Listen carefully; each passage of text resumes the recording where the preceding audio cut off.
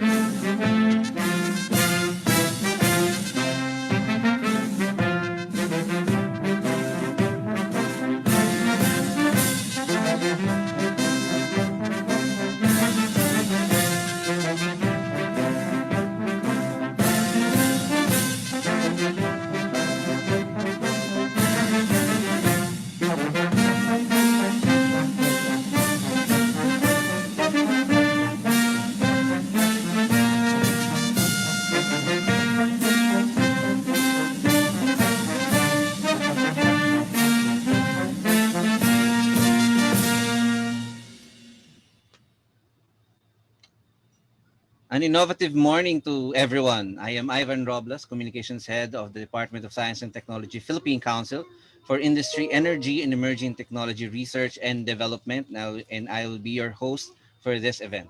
We are here today to celebrate the first ever National Innovation Day in the Philippines. Happy National Innovation Day to everyone.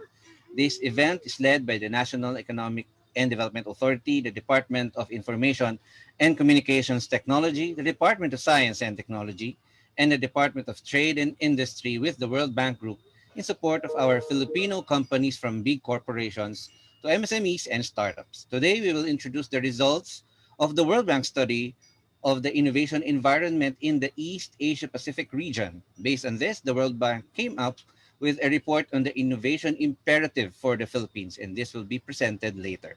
We'll also have some updates from the four lead host agencies under the Philippine Innovation Act and the Innovative Startup Act on the government's programs to develop the country's innovation ecosystem. At this point, allow me to welcome our secretaries and undersecretaries.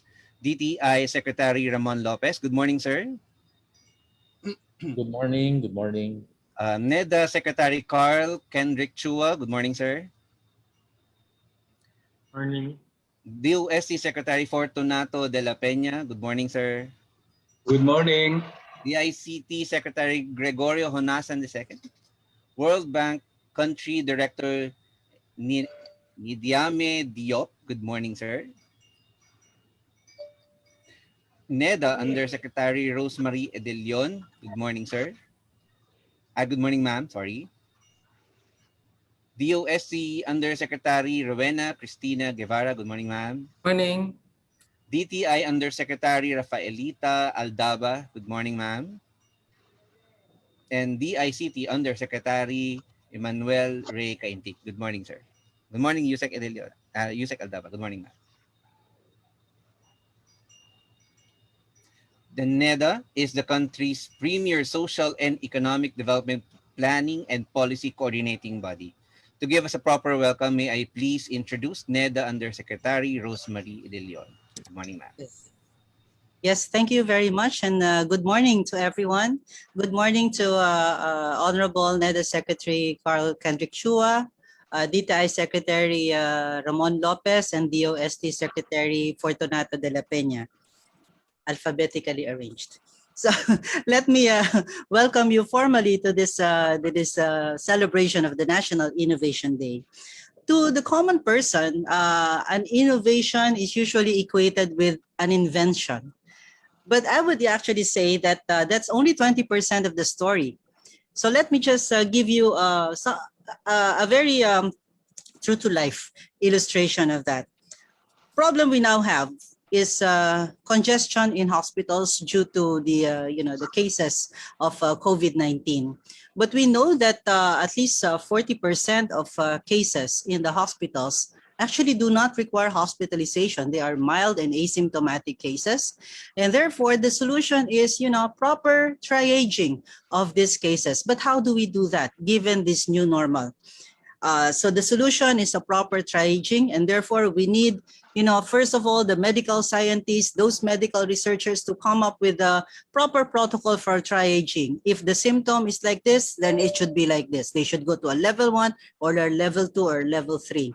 So what are those signs and symptoms that we have to look out for? Oxygen level, temperature, blood pressure, those sort of things. Then we need to get those gadgets. We need the engineers to come up with the gadgets that can give us accurate readings, but are easy to use and of course affordable. So we need the oximeter, the thermometer, the BP apparatus, all these sort of things. Then we need, of course, this a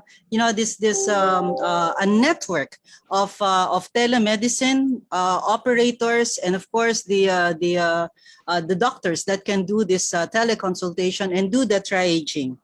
And then, of course, we need the communication experts to be able to translate all these instructions into easily understandable pieces of information, so that the patient would know about it. The triaging nurse would be very competent in giving the advice and when to seek other authorities if necessary. We also need the social scientists to conduct the monitoring and evaluation.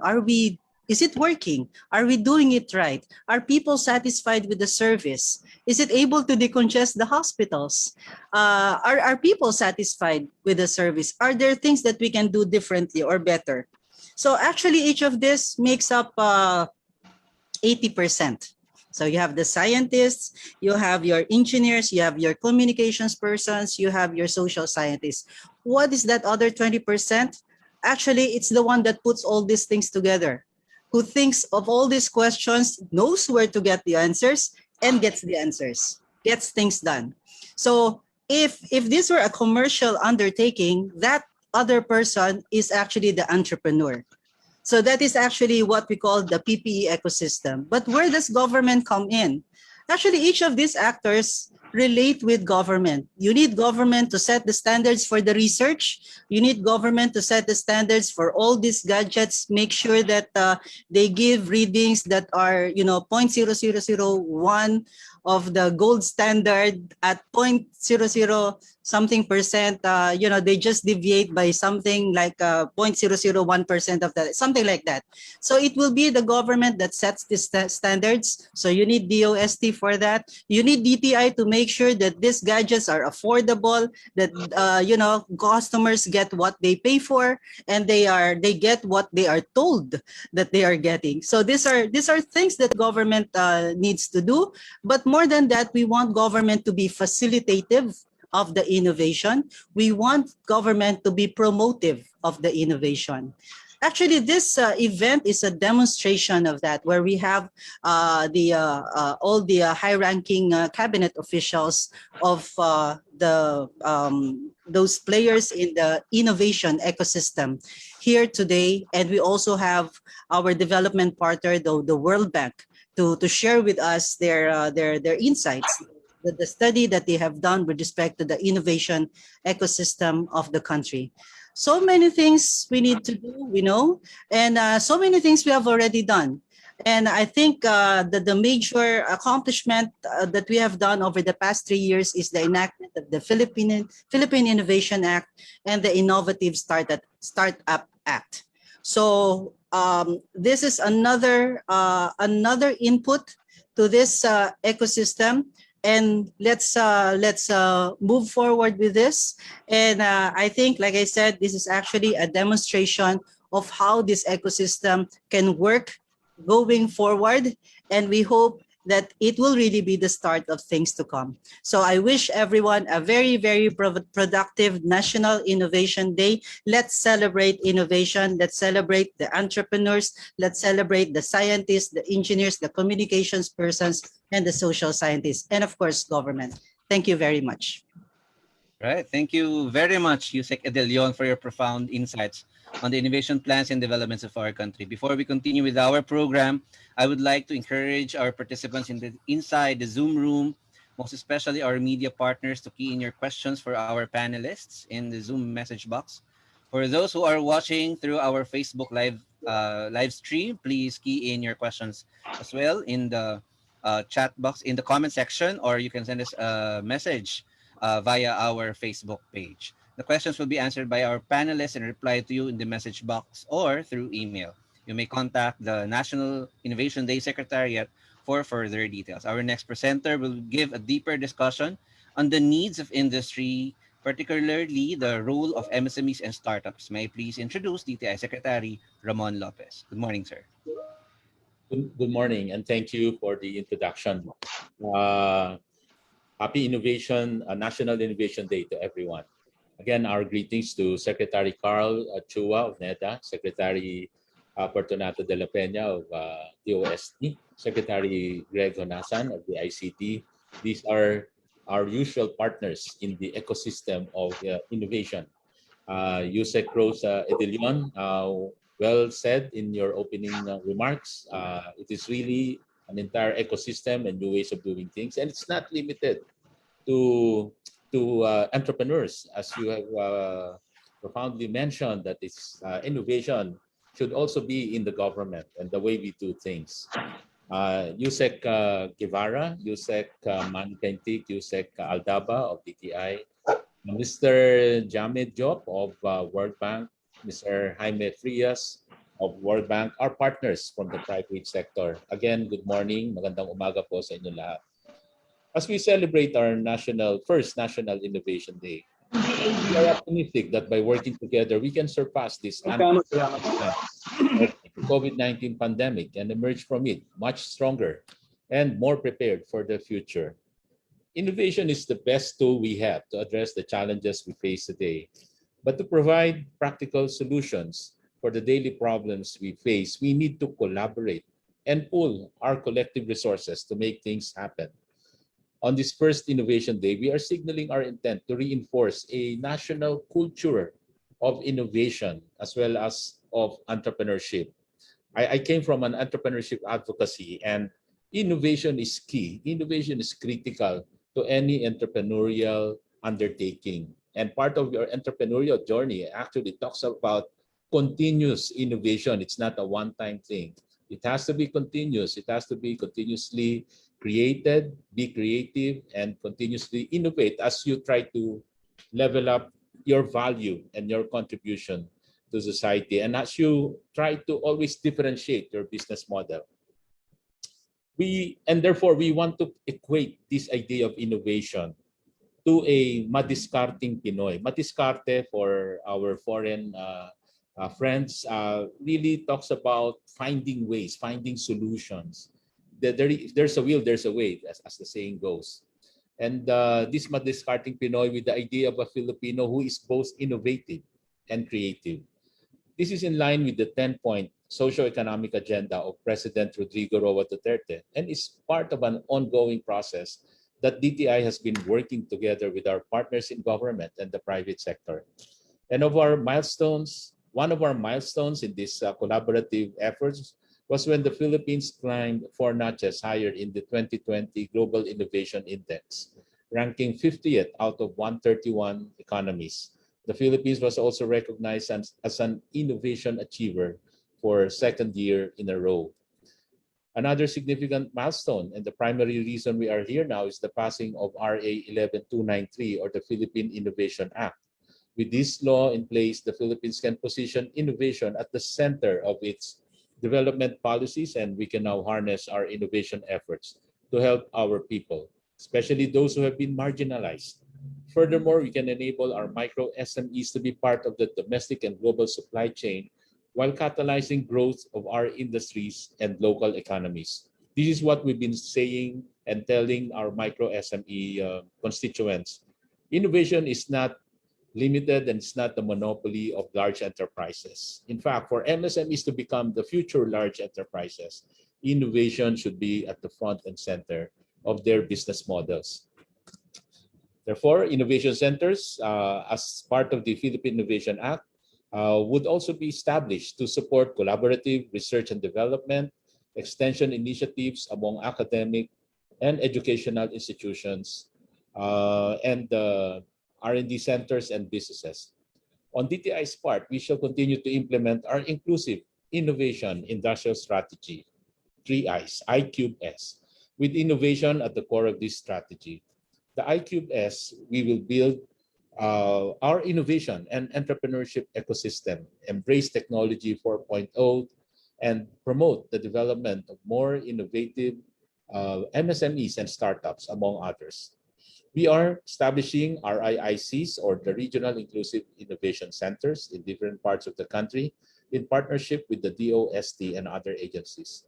This will be a network of innovation agents that collaborate to produce and commercialize products and solutions to meet the needs of the market, both in the respective regions and in the country as a whole.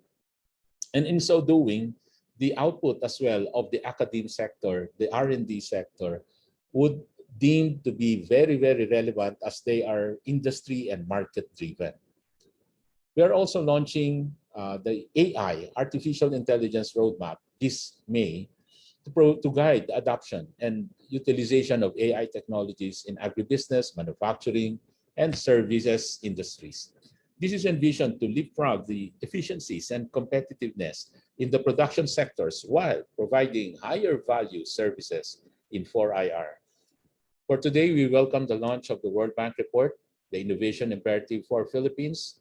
Let us take the policy recommendations and insights of this report to help us in our efforts to promote and strengthen a nationwide culture of innovation. As we foster the creativity, collaboration, and risk-taking mindset that are the basic strands of innovation culture, We will empower an entire nation that is ready to produce value-added solutions to the world. This in turn would produce more innovative, relevant, and more advanced industries that can help our country build back better towards a more hopeful post-pandemic future. Thank you very much and happy Innovation Day once again. Mabuhay po ang Pilipinas. Thank you very much, Secmon, for presenting the current and future innovation activities of DTI. Thank you for highlighting as well the need for collaboration of all key stakeholders and the importance of continuously innovating. To give the message from the NEDA, I would like to welcome NEDA Secretary Carl Kendrick Chua. Good morning, Sec Chua. Thank you. Good morning. Good morning, Secretary Mon, Secretary Boy, all my colleagues in government, our partners from the World Bank, the private sector, and everyone listening in. Let me give my remarks along 5 key points. The first is I would like to frame the whole innovation work that we are doing on our development story. The Philippines, prior to COVID, was about to become an upper middle income country. And we have substantially reduced poverty. And we have actually achieved our target 4 years ahead of schedule in 2018, when we saw poverty fell by 6 million individuals. And this whole story is part of the Philippines' structural transformation. And in 1 or 2 years' time, we expect the Philippines to enter upper middle income country status. And we continue to persevere to achieve our 2040 vision, where no one is poor and everyone is living in a more comfortable middle-class society. And this requires a lot of new ideas and new thinking. And this is where I think innovation comes in. The Philippines has great potential, but to sustain our next level of development, we have to change the way we do things. Instead of simply assembling products and using ideas that were generated from other countries, we have to now gradually shift to a new framework where the ideas are coming from within the country, from within our human resources. And we have several bright Filipinos working abroad in other countries contributing, and I see no reason why they cannot come back and contribute. That is why this whole innovation work is very critical to us. And I think it will sustain and make our structural transformation more firm. Within that structural transformation story, there are 2 big sectors that need a lot of help. The first one is agriculture. And we do not see how Philippines can be sustainably developed country if we do not address the most basic sector, which is agriculture. And this is, I think, where innovation should prioritize.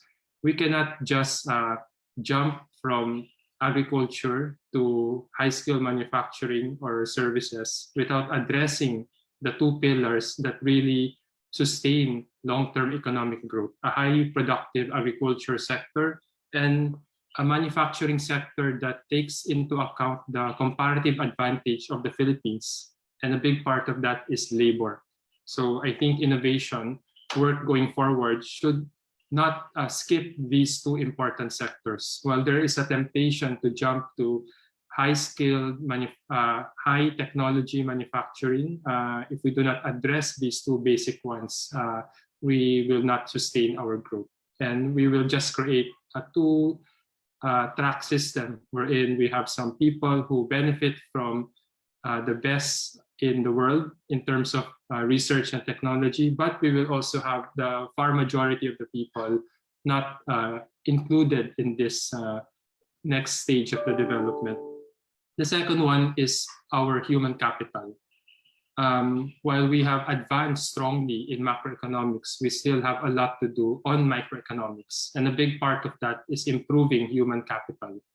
And we have done the foundational reforms like universal healthcare, a national ID to improve social protection, and our shift to a full K-12 education.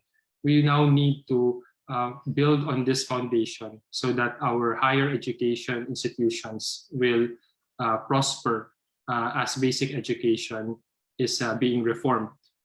The third message I would like to say is we have done a lot of the foundational reforms on science and innovation, including the innovation law, the startup law, our space agency, and the Balik scientists. These are all very important. Let me add one more, the passage of the CREATE law, which is more than 30 years in the making. And basically, this provides more performance-based and targeted incentives with high priority on innovation. And I think we should leverage on this very important reform. Number four, let me also say that once we have now put in place the foundational reforms, the key challenge is to implement. We may have the best reforms and laws and legal foundation for what we are doing, but if we cannot implement, then the results do not come. And by that, NEDA proposes that everything should be very targeted and strategic. It would be, of course, nice to accept all ideas and give everyone a share of the pie, but we do not think this is the best approach. We have to find where we have the highest comparative advantage and allocate those scarce resources for innovation to support these groups through this very strategic and targeted manner. And my last point, we always have to learn from international experience. And there are so many great ideas we can learn. And I'm looking forward to the presentation of the World Bank and continued collaboration with the World Bank to get us just in time the best ideas so that we move this reform and innovation work forward in a more accelerated manner. With that, thank you very much. Thank you very much, Sec Chua, for your inspiring message. Thank you for emphasizing the need for a paradigm shift in the way we think and the different pillars we need to strengthen on innovation, as well as what we have done so far. We would like to recognize as well the presence of Senator Sherwin Gatchalian. Thank you, sir, for joining us this morning. Happy National Innovation Day. And now, to introduce to us the true meaning of innovation, I would like to call on DOST Secretary Fortunato de la Peña. Good morning, sir. Good morning, and special greetings to our guest. I would like to extend my welcome also to Senator Sherwin Gatchalian, who has been really very active in advocating for innovation.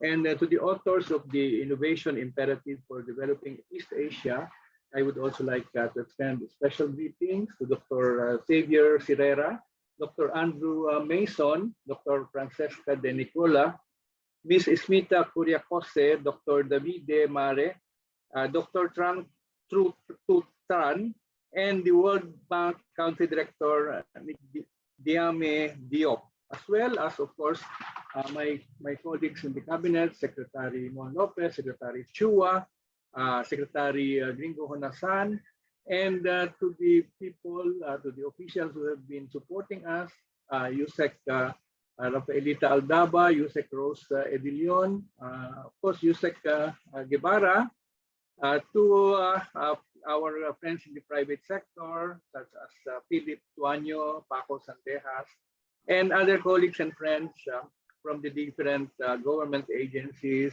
and from the academe and the private sector. Friends from the media, ladies and gentlemen, happy Innovation Day and a pleasant morning to all of you. It is indeed a great pleasure to join you today in celebrating the National Innovation Day. I would like to share a few slides to help me with the points that I would like to say. Kindly share my 5 slides.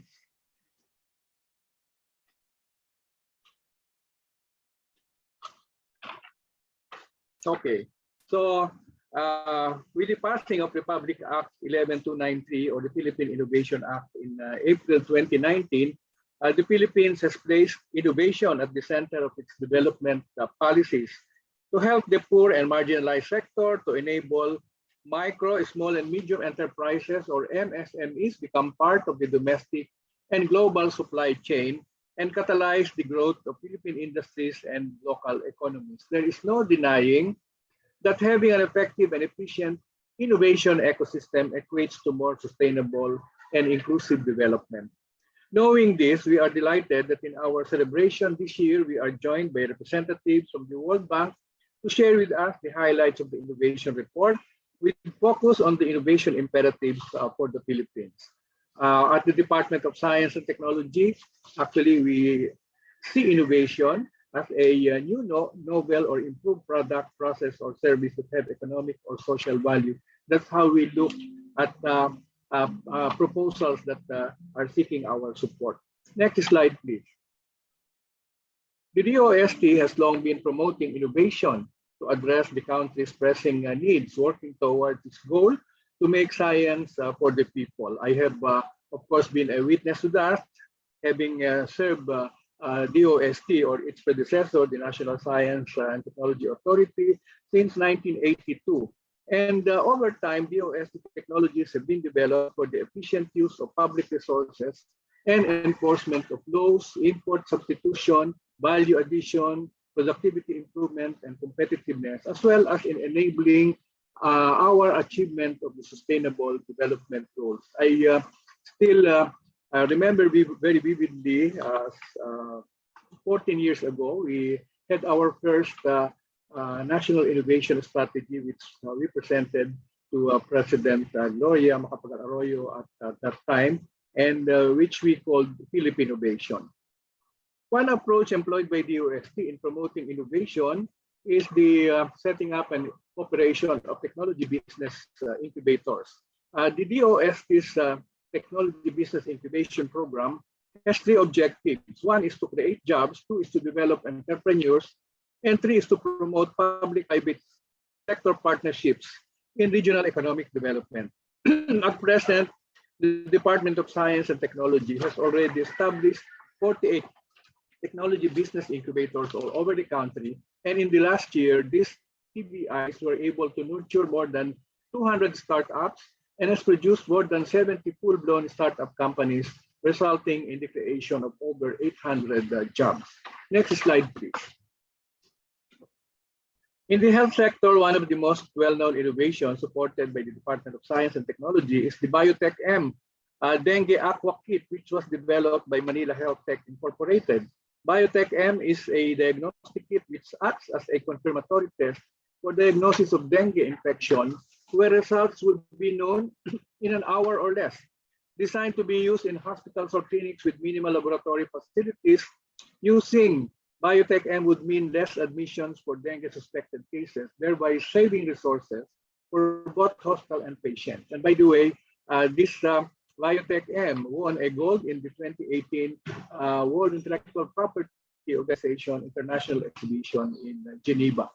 The DOST's latest venture into innovation is aimed at supporting the food industries and those in the nutraceutical product sector.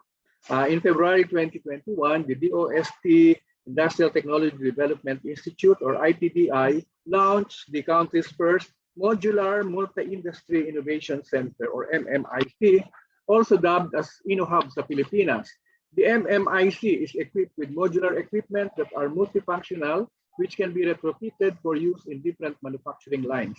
Through the center, micro, small, and medium enterprises that are venturing into food, dietary supplements, or personal care items can use these facilities for developing innovative products, product equivalents, product variances, and product reintroduction.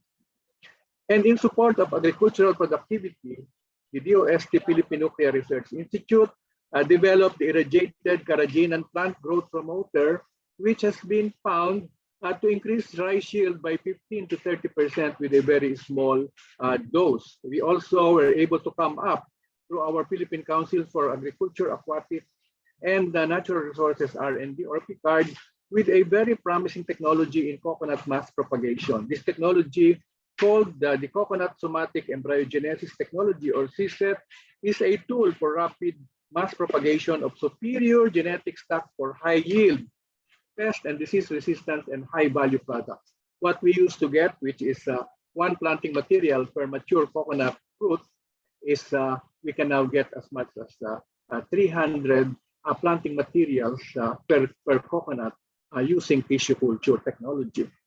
taking note of the country's need for alternative transportation systems to aid the millions of daily Filipino commuters and to help ease the traffic problem, particularly in Metro Manila, the DOST likewise tried to find innovative ways of addressing the challenges in our transportation system.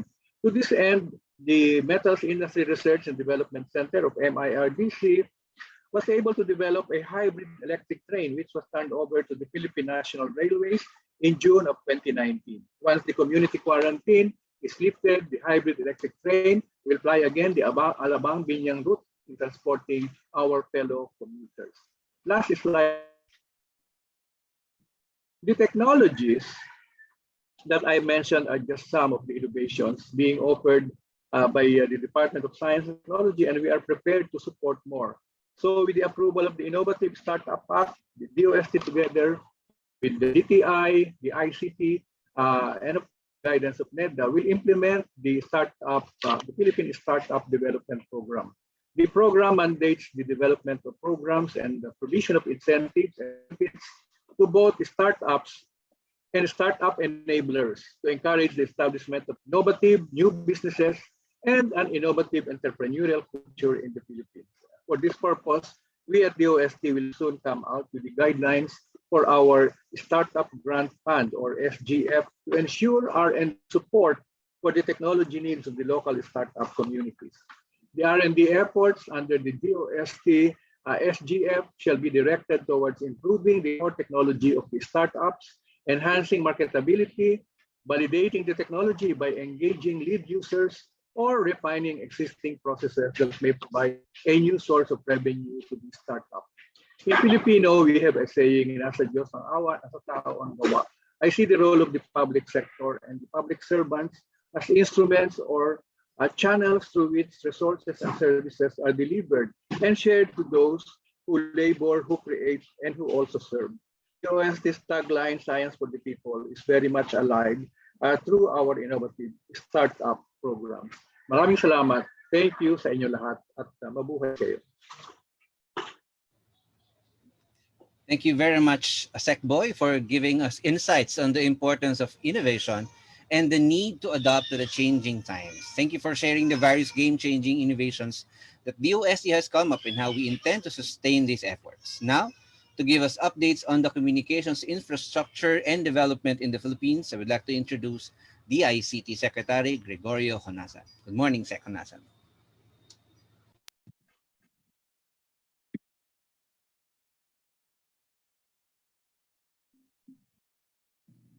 Department of Science and Technology, Secretary Fortunato de la Peña, Department of Trade and Industry, Secretary Ramon Lopez, National Economic and Development Authority, Secretary Carl Kendrick Chua, DOST Undersecretary Rowena Cristina Guevara, DTI Undersecretary Rafaelita Aldaba, NEDA Undersecretary Rosemary Edillon, Mr. Francis Mark A. Kimba, Research Fellow, Philippine Institute for Development Studies, or PIDS, Dr. Paco Sandejas, Managing Partner, NAR Venture Capital, our partners from the World Bank Group, friends, ladies and gentlemen, good morning.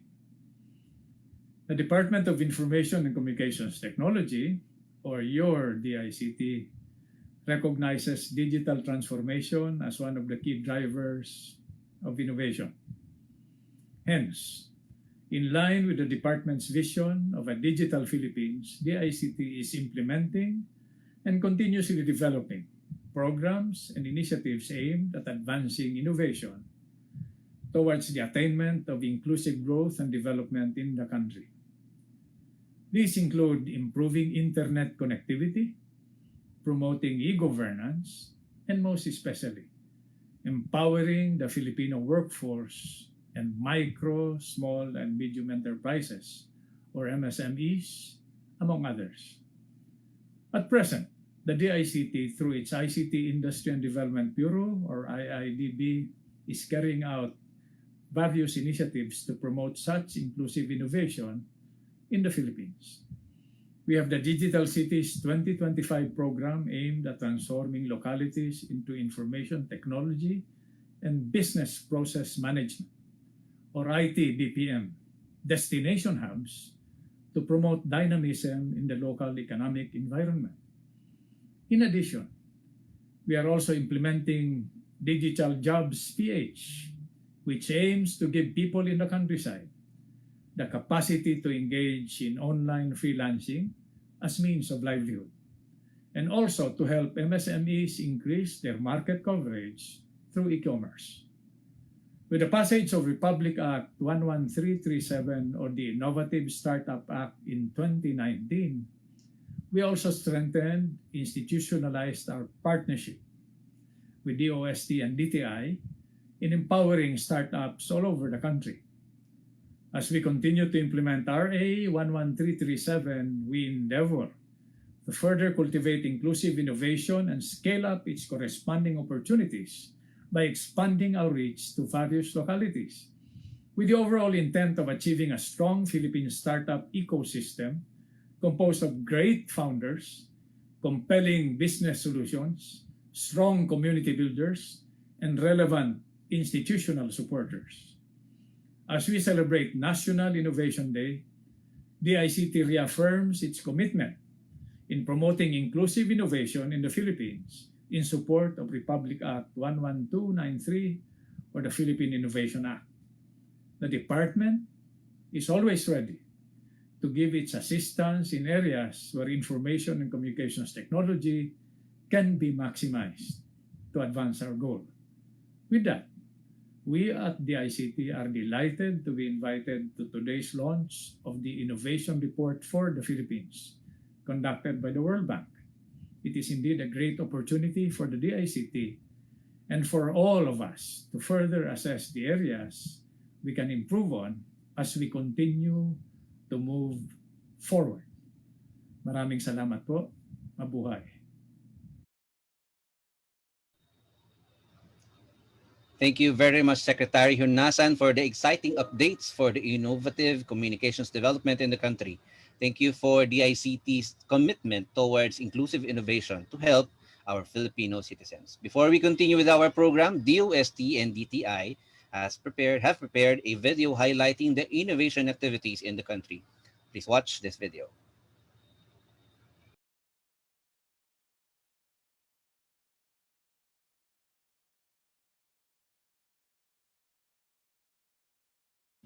The country's rise in the 2020 Global Innovation Index is a testament to the successful collaboration among government, industry, and academia to realize the shared vision of a safe, vibrant, and sustainable future. Amid challenges in the new normal, we continue to adapt, evolve, and thrive. Uniting initiatives in the spirit of innovation, DTI and DOST gather leaders from all sectors to harness the nation's full potential. One goal, one brand. This is Philippinovation.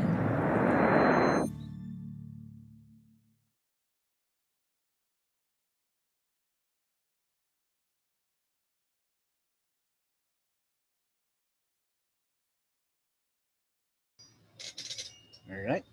Thank you for that video. To continue with our program, I would like to introduce the authors of the World Bank's recent report titled Innovation Imperative for Developing Asia. Dr. Xavier Sirera is the senior economist in the Finance, Competitiveness, and Innovation Global Practice of the World Bank. His work focuses on innovation in entrepreneurship. He has led the evaluation of innovation policies, including through the development of public expenditure reviews in science, technology, and innovation implemented in Brazil, Colombia, Vietnam, Philippines, among others. He is the co-author of the Innovation Paradox, Developing Country Capabilities and the Unrealized Promise of Technological Catch-up, and a Practitioner's Guide to Innovation Policy, Instruments to Build Firm Capabilities and Accelerate Technological Catch-up in Developing Countries. Dr. Andrew Mason is the Deputy Chief Economist of the East Asia and Pacific region at the World Bank. He has carried out policy research on a range of issues, including poverty, social protection, labor, skills, and gender equality. He is co-author of several World Bank flagship reports, including A Resurgent East Asia, Navigating a Changing World, Toward Gender Equality in East Asia and the Pacific, and Informality, Exit, and Exclusion. Please welcome Doctors Xavi Sierra and Andy Mason, who will present the report's main findings. Good morning, sirs. Good Thank you morning. very much. Happy Innovation Day. Yes, happy Innovation Day. And it's really a pleasure to be here. Let me share my screen and we will start the presentation. So yes, what a great place to be at this time on your first National Innovation Day. It's really a pleasure and a privilege to be here and have the opportunity to share that with you. I'm Andy Mason. I'm one of the co-authors of the Innovation Imperative for Developing East Asia report. And as was said, this is a collaboration between the Office of the Chief Economist for East Asia and the Pacific and the Finance Competitiveness and Innovation Global Practice of the World Bank. And the report focuses on the challenges and opportunities associated with fostering greater innovation in 10 middle-income countries in the region, 8 Southeast Asian countries, including the Philippines, plus China and Mongolia. And while this is a regional report, you will see that many of the findings are directly relevant to the Philippines. Indeed, we will try to highlight that relevancy as we go along. Let me start by giving you a quick overview of the key messages of the report.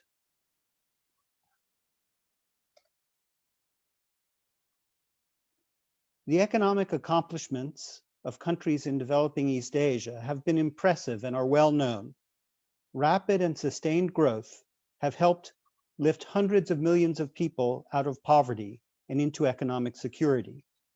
Today, however, the region faces an unprecedented set of challenges. To surmount these challenges, countries in the region need to become more innovative.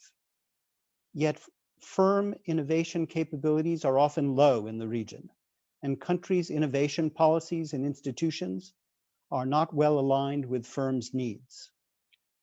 Spurring innovation, therefore, will require policymakers to reorient innovation policies, aligning them better with firms' capabilities, strengthen key complementary factors to innovation, such as workers' skills and innovation finance, and strengthen the capacity and governance of countries' innovation institutions. So that's a high-level overview. Now let me unpack some of the key findings and messages. Most of developing East Asia has relied on an outward-oriented, labor-intensive growth model which has served it well. But that model is under stress now for a number of factors. First, productivity growth has been declining since the global financial crisis. Uncertainties in global trade and rapid technological change are raising questions about whether the region's development model can continue to deliver strong growth and poverty reduction. Climate change is creating increased vulnerability. And over the last year, the COVID pandemic has further highlighted the need for new and better ways of doing things. Successfully surmounting these challenges is going to require more innovation to raise productivity, increase international competitiveness, keep pace with the rapidly changing production technologies, produce in ways that are cleaner and more environmentally sustainable, and are more flexible and resilient to shocks.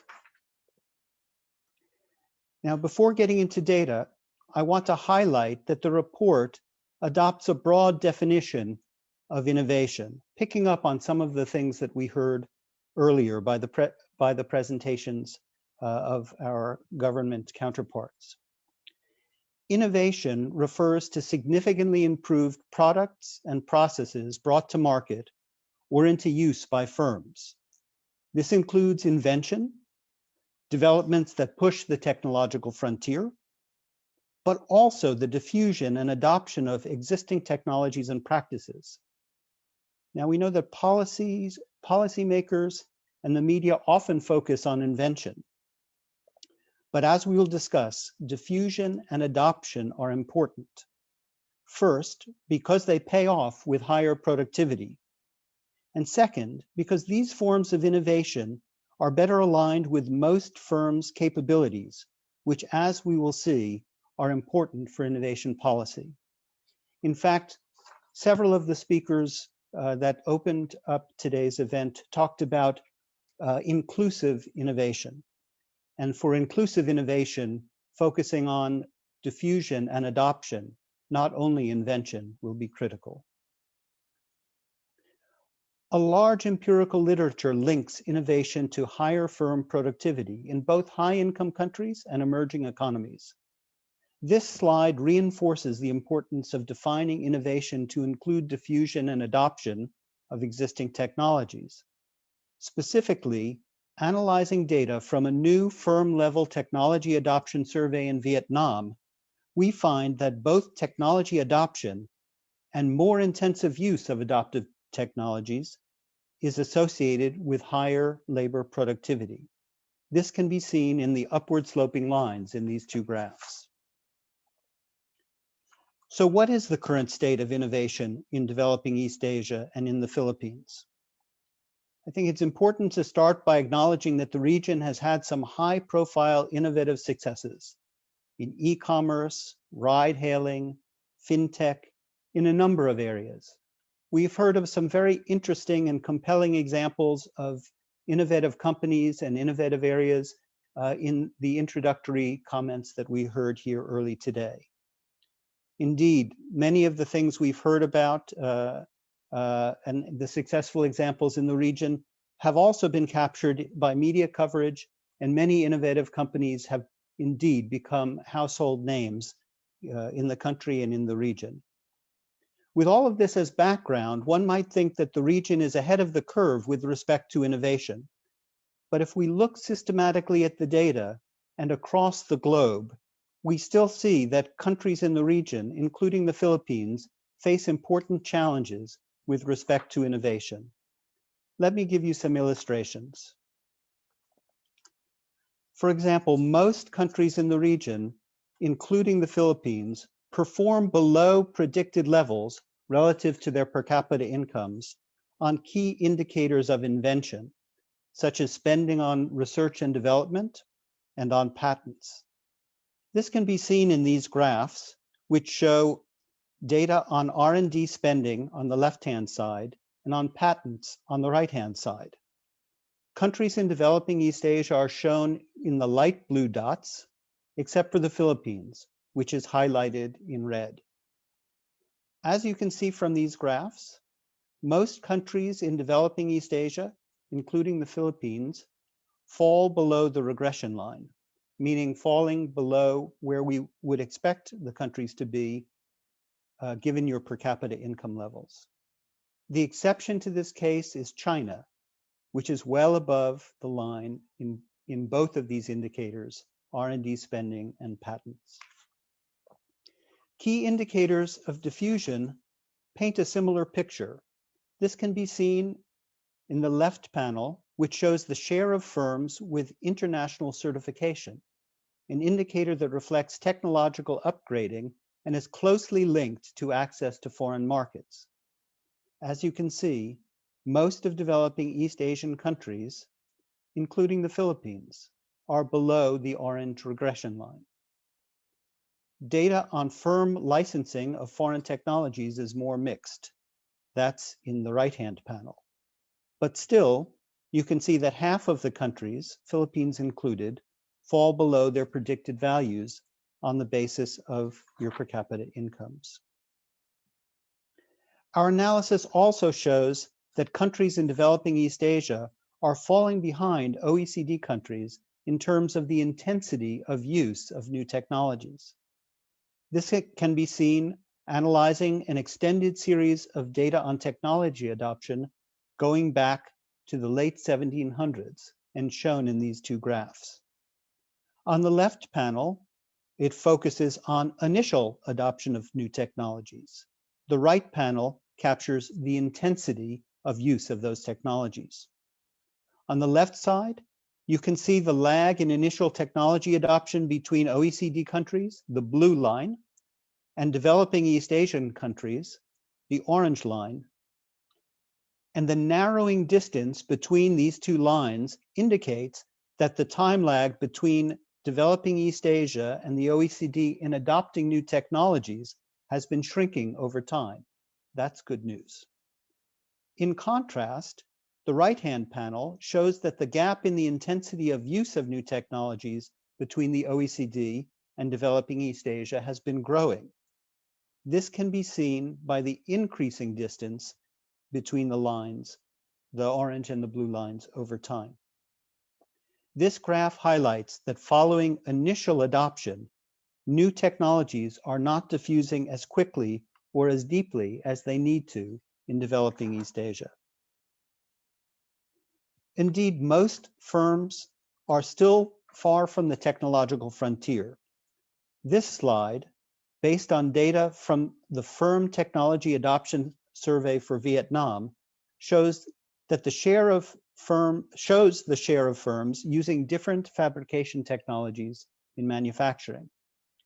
The level of sophistication of the technologies increases as you move from the bottom to the top of the figure. As you can see, most Vietnamese manufacturing firms are still using relatively basic technologies, and only a very small share uses the most advanced technologies, such as robots, 3D printing, or other Industry 4.0 technologies. Similar analysis was carried out for retail and agricultural firms, and the patterns are the same. Only a small share of firms uses the most advanced technologies. Most continue to use more basic technologies.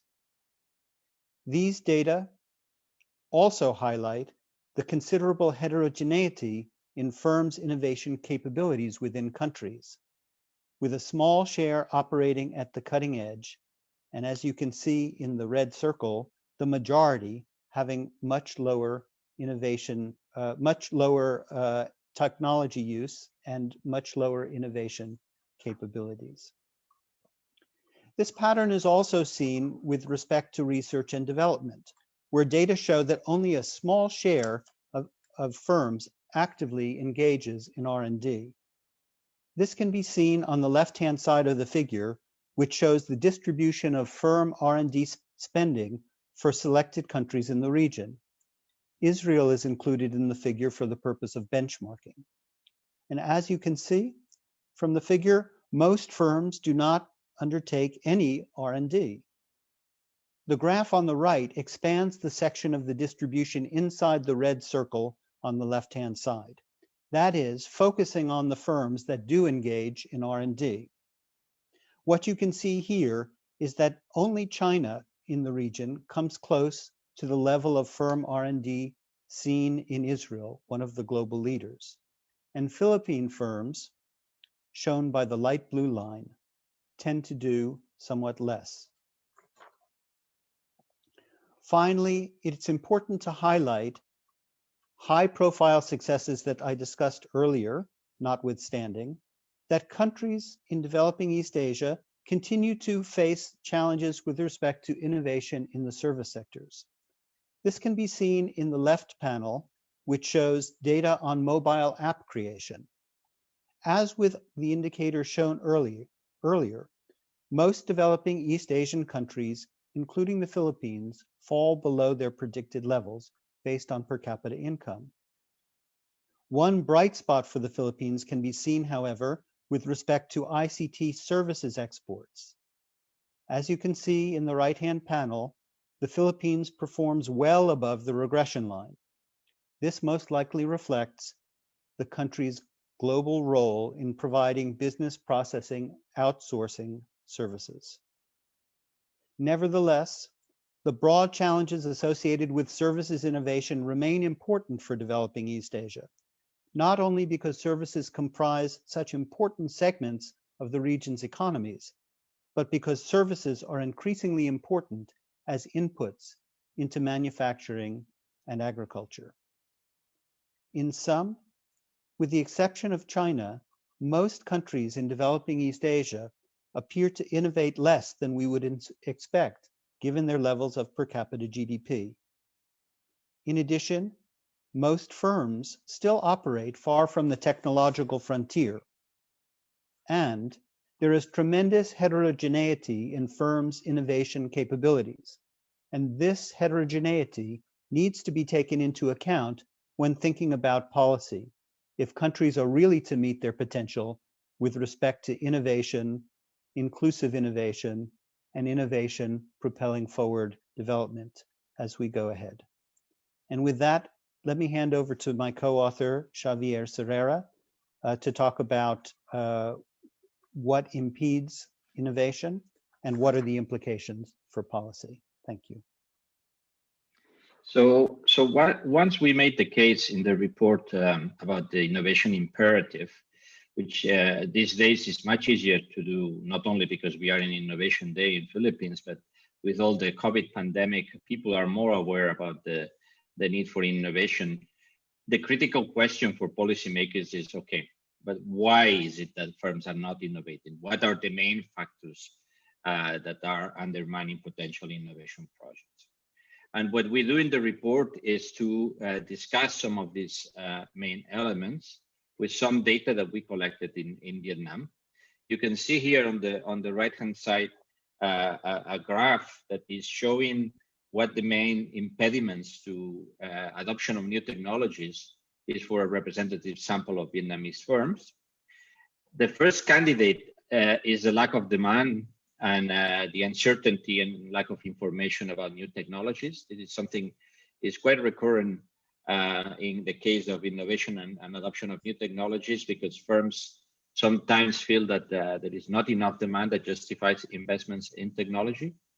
A second one is weak innovation capabilities, and these innovation capabilities can be measured as managerial practices, managerial education, but also skills. And I'm going to focus a little bit on this in the next slides, but I think it's very critical, this one for Philippines, because previous work that we have done in the Philippines is showing a large skills gap, okay? And the third option is, the third deterrent, is basically the limited options for financing that many entrepreneurs face when they want to finance innovation projects. Next, but let me give you a bit more detail about some of these lack of capabilities for innovation. In these diagrams, where we are plotting is the results from the World Management Survey. Okay, in the left graph, what you see is a plot of the managerial quality with the GDP per capita of the country. We see that it's well correlated. Okay, and Philippines, unfortunately, the data, we don't have data available, but it would be good to have some data to benchmark the level of managerial quality in the Philippines, but in the region is clearly insufficient. It's well below, not of what they should have in terms of the GDP per capita, but of other countries and other international competitors. And when you go to the right-hand side graph, what you see is that the distribution of management scores. So this is every graph is basically one country. What you see is that not only most of the countries in the region, including China, are behind the frontier in terms of management, that is the United States, but also the best managed firms in China or in Vietnam are very far away from the frontier as well. So it's not only about the small firms, about the micros and about the less sophisticated firms, it's all the distribution that needs to be shifted to the right. And I think this is an important policy implication, because there is a need to support this managerial upgrading that very often goes with technologies and innovation. Next, please, Andy. So what about the skills? We also have data showing there is a large skill gap in the region, okay? On the right-hand side, you see data for the Philippines, and Basically, these are questions about the percentage of firms that find difficult the specific types of skills. And you clearly see that more than half of the firms are finding very hard to find good workers or good managers with the adequate managerial and leadership skills, that they have the good work ethic and commitment, good interpersonal communication skills. Sometimes they are not cognitive skills, but also non-cognitive skills are traits and attitudes that are extremely critical for innovation, because people have to be taking initiative, working with autonomy, and showing some leadership, and these are lacking. And that is going to be affecting innovation. And very often, some of these issues are outside the scope of some of the ministries that are leading the innovation agenda, and can lie in the Ministry of Education or in other ministries that are not necessarily that much involved in innovation, nevertheless are important to address. Next, please, Andy. Now, it's not only about some of the gaps that or the obstacles that firms face, but it's also about what is the role of the government in the region and in general of innovation institutions facilitating the innovation process, okay? And one thing that we found through these public expenditure reviews, sometimes we call them policy effectiveness reviews, is that very often the policies are not well targeted, are not well aligned with the firm capabilities and needs. And sometimes in some countries, we found that there is a disconnect between the objectives from policy and the needs of the private sector for innovation, and that needs to be addressed. Also, what we found, and that's some work that we did, and I'll show in a minute for the Philippines, is that the capacity to design and implement policies is often weak. It's not that easy sometimes to implement some innovation policies, especially more complex innovation policies are more complex to design and implement. And very often agencies struggle to find ways how to properly design and implement for lack of resources, lack of capable people, and so on. Next. So the other element that is very critical is the need of coordination between agencies. I think this is something that innovation is cross-cutting. Different departments have to deal with it. Sometimes there is competition for resources, and sometimes this alignment or integration of policy instruments is not happening. Okay, and these coordination mechanisms are important. One final element that we touch in the report is the links between the national research institutions and industry, and that is very weak, and it's something that we also did some data collection for the Philippines, where we find that the research industry links were quite weak. Okay, the incentives very often are not there. Academics, they have a set of incentives that are not necessarily rewarded for some of the links that they can do with industry, and that needs to be addressed.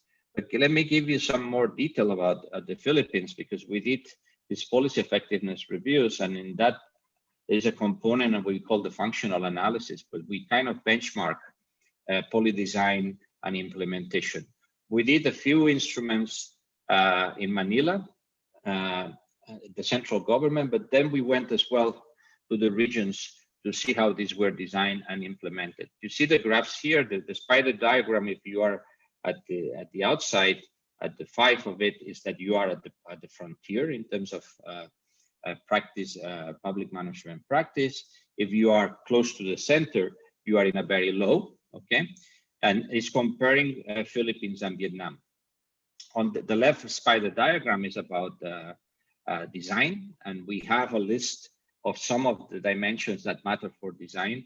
And we see that it's okay for the Philippines, it's in 3, not very bad, not in the frontier, but there is quite a bit of a scope to improve, you know. And was an issue that I remember quite well about having a good log frame for the intervention, having good targeting of beneficiaries. There was a kind of an effort to reach out to many beneficiaries, but sometimes it would be better to have a better targeting and more selected groups that can be more impactful.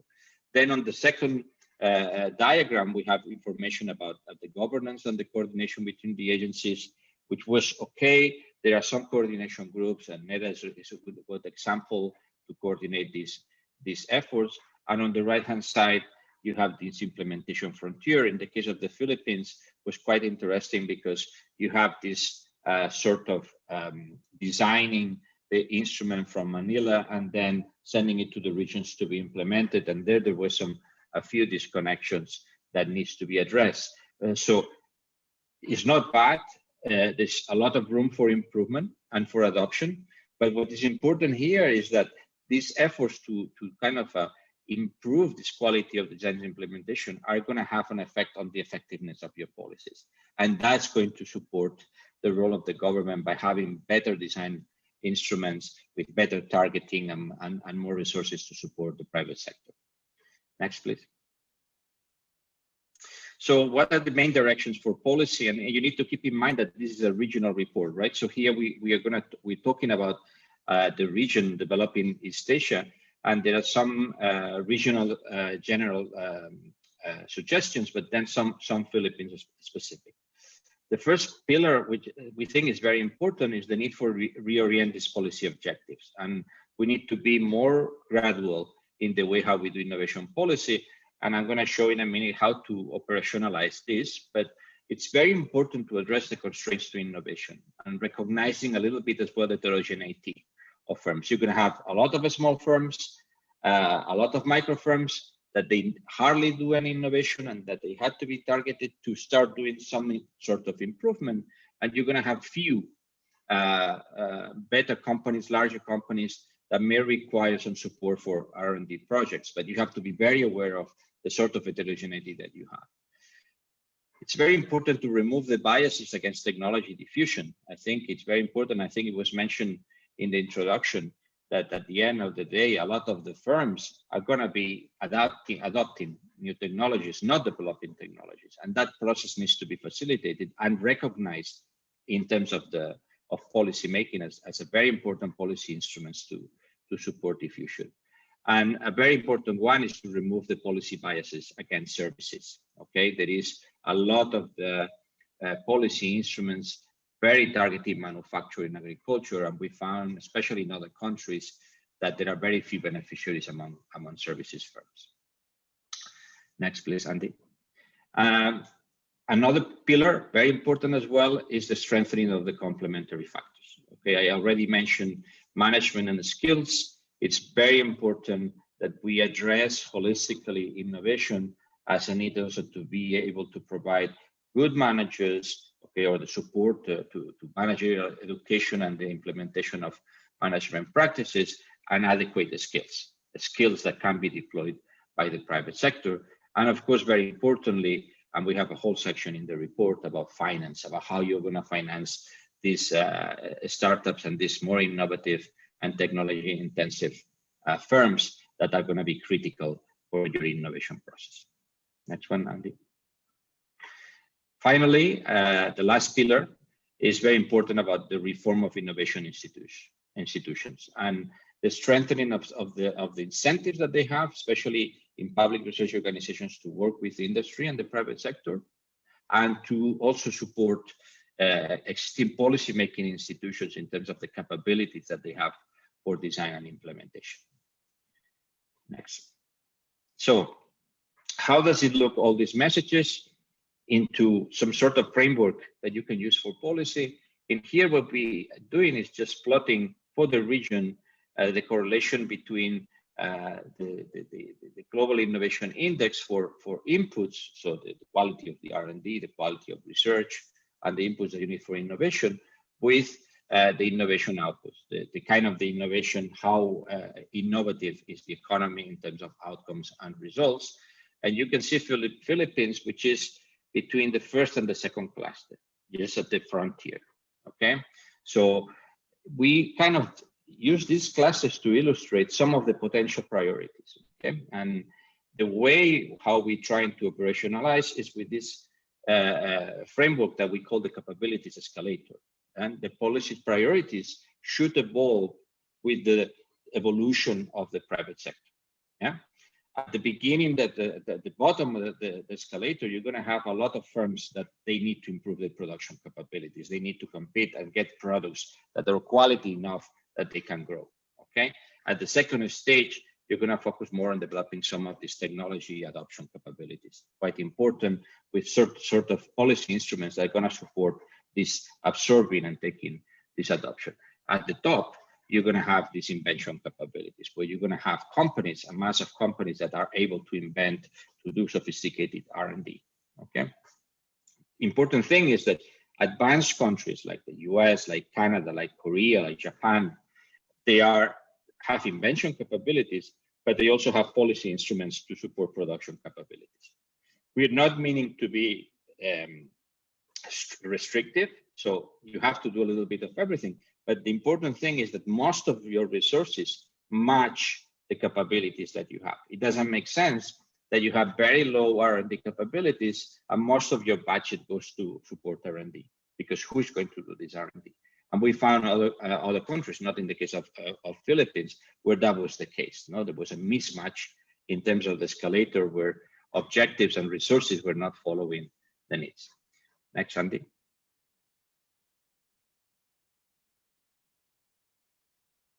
Okay, so how does it look in practice? Here we have all the countries that were the objective of the report. In the middle is Philippines. Well, it means in practice that in the dark blue rectangles, you're going to have where most of resources should focus, most of the policy interest, which is going to be on building these basic innovation capabilities, including management quality, including processes, small projects for innovation, for testing, for piloting. Then the important thing about technology diffusion and encourage adoption, which now with the pandemic is very critical in terms of digital upgrading. Yeah, this is going to be a large component of policy for the next coming years, and try also to support the spillovers from multinational enterprises and GBCs. Whatever you can learn from these companies is important to diffuse. Does it mean that we need to focus on this only? No, you're going to start having some base of startups that require attention in terms of acceleration and in terms of capital. You need to strengthen the collaboration with research, but at the same time, at the very end, it's going to be hard to do a lot of very sophisticated R&D investments, and that's fine because the companies will be growing and they will acquire this innovation capability. So what we are advocating is this gradual approach where resources are going to be following the stage where you are in the escalator. Next, please, Andy. So just to finalize, let me finish with the main messages. Again, greater innovation is critical to developing East Asian countries. We started this project much before than the pandemic. I think the pandemic made it in a way easier for us to send this message, because now there are not that many people that would question this. But I think we need to follow on this and take advantage as well to push this agenda so we transform economies in the region. Okay, we need for that a new model, an innovation-led growth model. Okay, that will require strengthening the policies and the institutions. And a lot of the focus has to be on this diffusion and adoption of existing technologies. As I mentioned, a lot of the focus on digital technologies and this strengthening of domestic innovation capabilities, including the skills. Okay, I think the immediate challenges that the pandemic, as I said, are there pushing the agenda, but it's not only that, it's the climate change agenda, which is also over us, and that it is require more innovation and is very urgent. And the time for action is now. Thank you very much. Thank you very much, Dr. Mason and Dr. Serra. We are all very grateful for the insights you have provided in your report, especially the need to strengthen policies and institutions as we move towards an innovation-led growth model. Our next presenter will provide updates on the Innovative Startup Act. Please welcome DOST Undersecretary for Research and Development, Dr. Rowena Cristina Guevara. Morning, ma'am. Morning, Ivan. DTI Secretary Ramon Lopez, NEDA Secretary Carl Kendrick Chua, DICT Secretary Gregorio Honasan, World Bank Country Director Dr. Nityame Diop, DOST Secretary Fortunato T. de la Peña, DOST officials and directors of DOST attached agencies and regional offices, officials and members of our partners DTI, NEDA, DICT, and World Bank, our friends from media, our partner startup companies, MSMEs, and of course, our speakers. Ladies and gentlemen, good day to you. The theme for the National Innovation Day is Madiskarteng Pinoy. The word discarte has no literal translation in the English language. It is associated with the act of being resourceful, inventive, and uncanny ability of Filipinos to survive against all odds. Madiskarteng Pinoy is best exemplified in the 2021 Technology and Innovation Report of the United Nations Conference on Trade and Development, or UNCTAD, which involved 158 countries. In the report, the Philippines is second to India as an overperformer. Our actual ranking in Frontier Technologies Readiness Index is 57 places higher than an estimated index ranking based on our per capita income. The devastation affected by the coronavirus 2019 needs no further explanation. Next slide, please. In a year's time, digitization and innovation became crucial points to development and survival. In the 2020 Global Startup Ecosystem Report, which was captured before the pandemic, our startup ecosystem is still in the activation stage. At that time, the Philippines was cited to belong to the top 20 countries in terms of investor funding and exits, and in the top 30 in terms of affordable talent. When 2020 came, our startups started pivoting to more solutions that they can provide to industries, companies, and retailers in the fight against COVID-19 and in the new normal. Next slide. Most of our startups are vulnerable because they are small and considered high risk because of the tech nature of their businesses. To understand the impact of COVID-19 outbreak on the tech startups in the Philippines, the PwC Philippines, together with DTI, Kubo, and IdeaSpace, surveyed 90 founders. While only 48% felt threatened by COVID-19 and 49% have pivoted, the founders identified financial impact and effects on operations, potential global recession, and difficulties with funding as the top 3 major concerns. Next slide. Although the pandemic posed challenges such as delays in implementation and budget allocations, the Department of Science and Technology provided assistance to startups to help them adjust to the new normal. The DOST-PCIEERD supported startups that made significant headway in the government's fight to beat COVID-19. Among these new technologies launched are the specimen collection booth, thermal scanner system, Go Clean Chamber, and Project Randam. Next slide.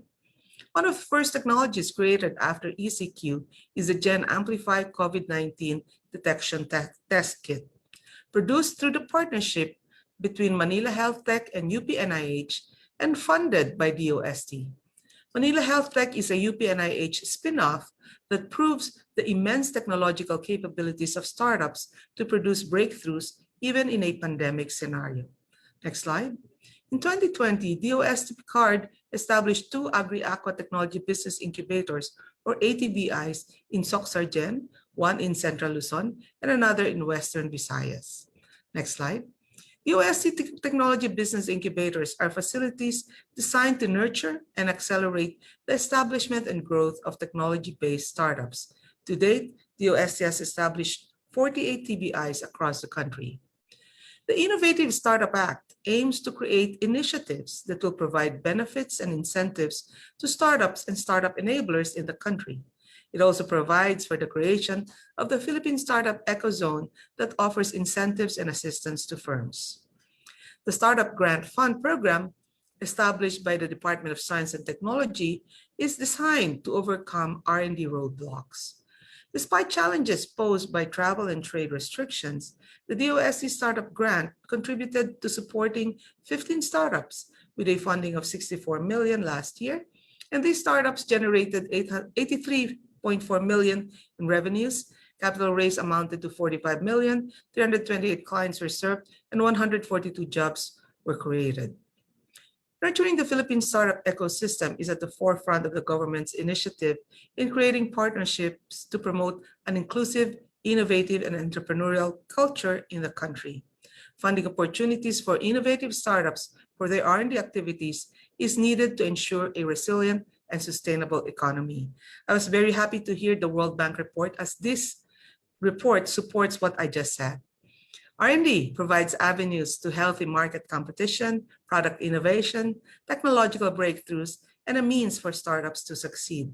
This is R&D making change happen. Maraming salamat at magandang agham po sa inyong lahat.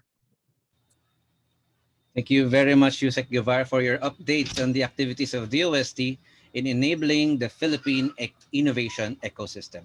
To talk about accelerating the commercialization of R&D in the Philippines, may I please present DTI Undersecretary Rafaelita Aldaba. Morning, ma'am. Good morning. Can you see my screen? I hope you can. Good morning, everyone, and happy Innovation Day. As we celebrate the National Innovation Month, I would like to highlight the crucial role that innovation plays not only in our industrial policy, but as well as in our startup policies and Industry 4.0 strategies. And most importantly, in the recently approved CREATE, which was also mentioned by Secretary Carl, which provides the tax incentive mechanism for all investment promotion agencies. Innovation is at the front and center of our industrial policy efforts through our new industrial policy, which is known as Inclusive Innovation Industrial Strategy, or ICUBE-S. This was also emphasized by SecMon earlier. There are 6 major pillars: embracing new technologies to improve productivity, growth and development of innovative MSMEs and startups, integration of our production system, reskilling and upskilling our workforce, and strengthening our innovation and entrepreneurship ecosystem, which I would like to focus in the next slide.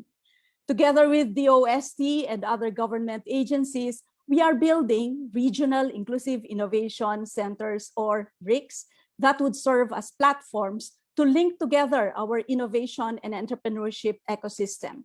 Through the RICs, we are connecting the different stakeholders, such as the universities and funders, R&D and science and technology parks, accelerators, incubators, farmers, MSMEs, government, and other service providers in order to promote a more innovative culture, as well as a market-oriented research, and more importantly, the acceleration of the commercialization of R&D investments with government, academia, and industry working together to address industry and societal problems and providing solutions through the introduction of new products, services, processes, and new business models that would generate more investments, increase incomes, and generate more quality jobs. We started piloting RICs 2 years ago in Cebu, Davao, Legazpi, and Cagayan de Oro. Davao and CDO are focusing on R&D in functional and processed food, while Legazpi is working on expanding the production of pili nuts. Cebu is into electronics. And this year, we are adding 4 more RIICs in Zamboanga, Batangas, Tuguegarao, Cagayan, and Central Luzon.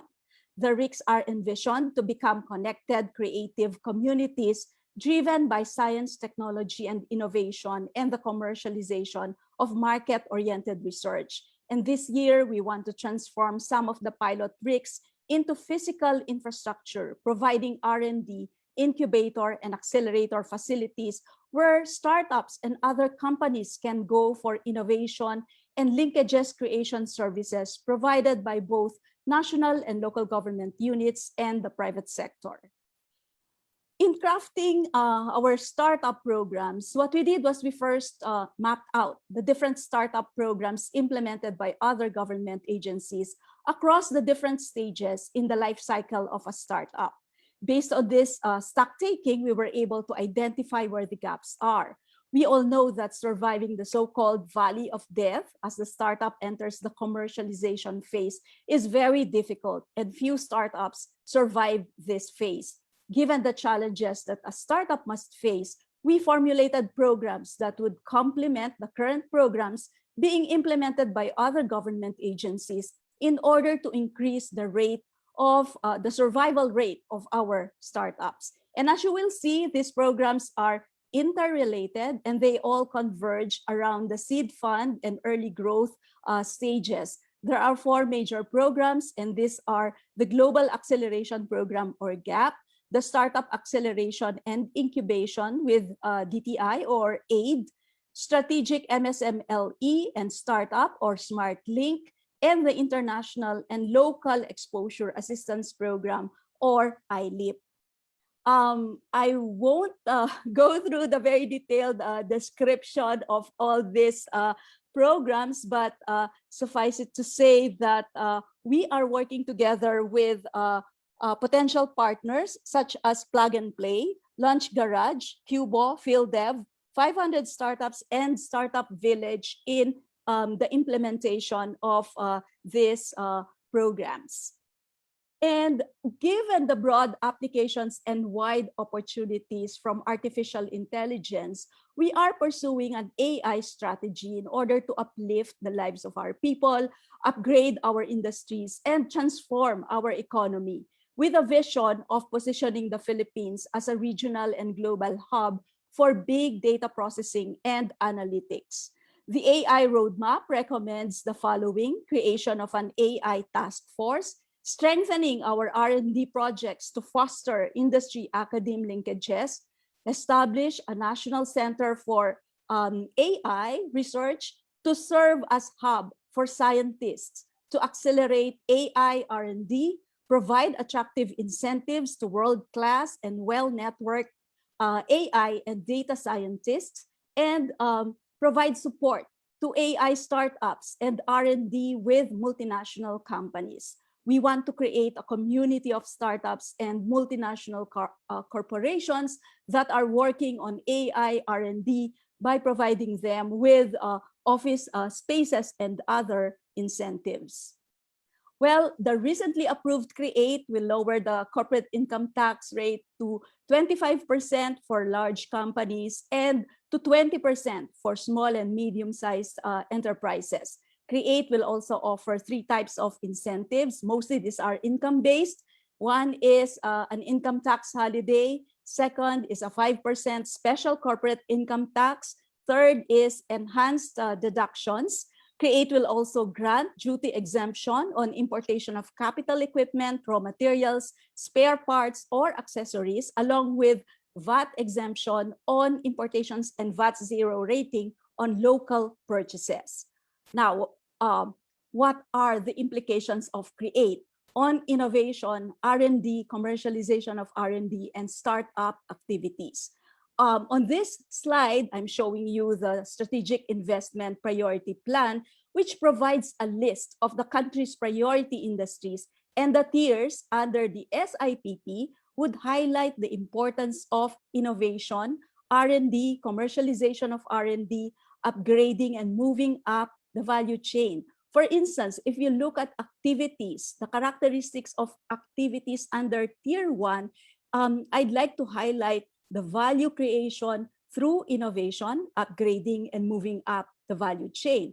Looking at Tier 3 characteristics, it's listed here. R&D with significant value added, higher productivity, breakthroughs in science and health and high-paying jobs, generation of new knowledge and IP registered or licensed in the Philippines, commercialization of patents, industrial designs, copyrights, and utility models, along with highly technical manufacturing. Next, we present a summary of the incentives being granted to the different tiers. And as you can see, Tier 3 is the highest, as it provides up to 12 years of incentives, those that I mentioned earlier, for domestic market activities, and up to 17 years for export activities.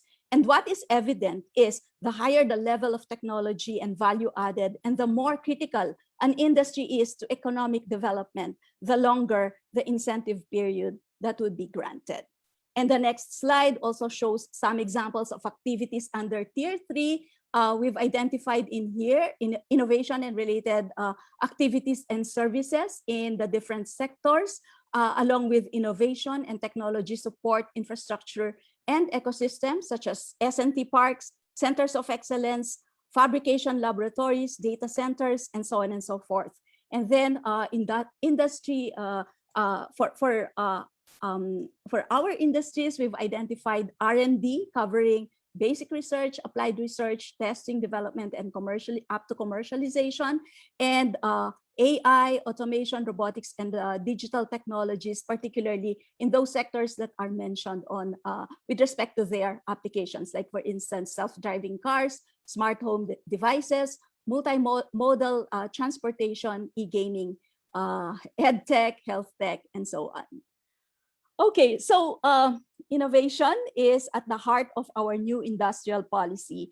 And aligned with this is the CREATE, which is our incentive mechanism, which also emphasizes the importance of innovation by providing higher incentives to innovative and high-tech, high-value-added activities. All this provide a strong signal for our industries to innovate, engage in R&D commercialization, and upgrade their processes and products through the use of new technologies, such as those emerging from Industry 4.0.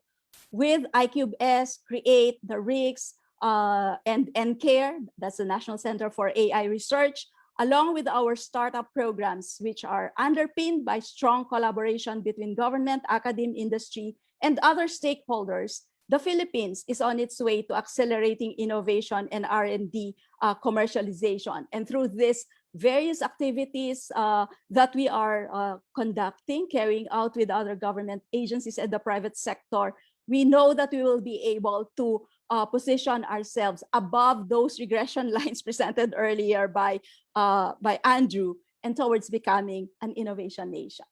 Thank you very much and good morning. Thank you very much, Yusek Aldaba, for your insights in accelerating the commercialization of R&D in the Philippines. We will now be proceeding to our panel discussion, which will be moderated by Ms. Jean Lee, the private sector specialist of the World Bank. I am pleased to say we have an extraordinary panel of experts with us today.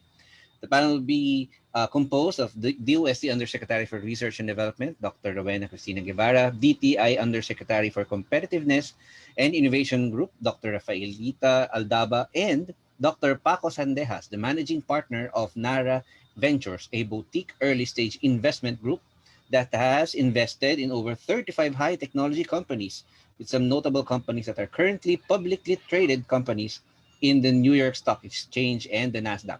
Dr. Paco is also the founder and CEO of Septo Digital Education, a system developer and integrator for delivering digital education content and tools. These panelists bring diverse and well-informed perspectives to the issue of innovation from government, academia, and the private sector. Perspectives that will truly enrich our conversation today. Over to you, Ms. Jean Lee. And thank you so much. And magandang umaga po, everyone. And thank you very much for the wonderful opening remarks by Yusek de Leon. And thank you for the messages of encouraging innovation and putting innovation in the center of the economic development of this country by Secretary Lopez, Honasan, Chua, and De La Peña. And of course, the authors of the World Bank report, Chavi and Andy, and the Yusek, Hita, and Gev for the comprehensive overview of the wonderful work that is being led by DOST and DTI. I'm really honored to be your panelist. My name is Jin Lee. I'm a private sector specialist with the World Bank Group. And the World Bank Group is really excited to work with NEDA, DICT, DTI, and DOST on innovation agenda. And innovation being such a comprehensive topic, I think we're truly blessed to have supportive government officials excited and engaged with us in putting this analytical work that we have done into practice. Today, may I start the panel discussion with a question to first Yusek Gev of DOST.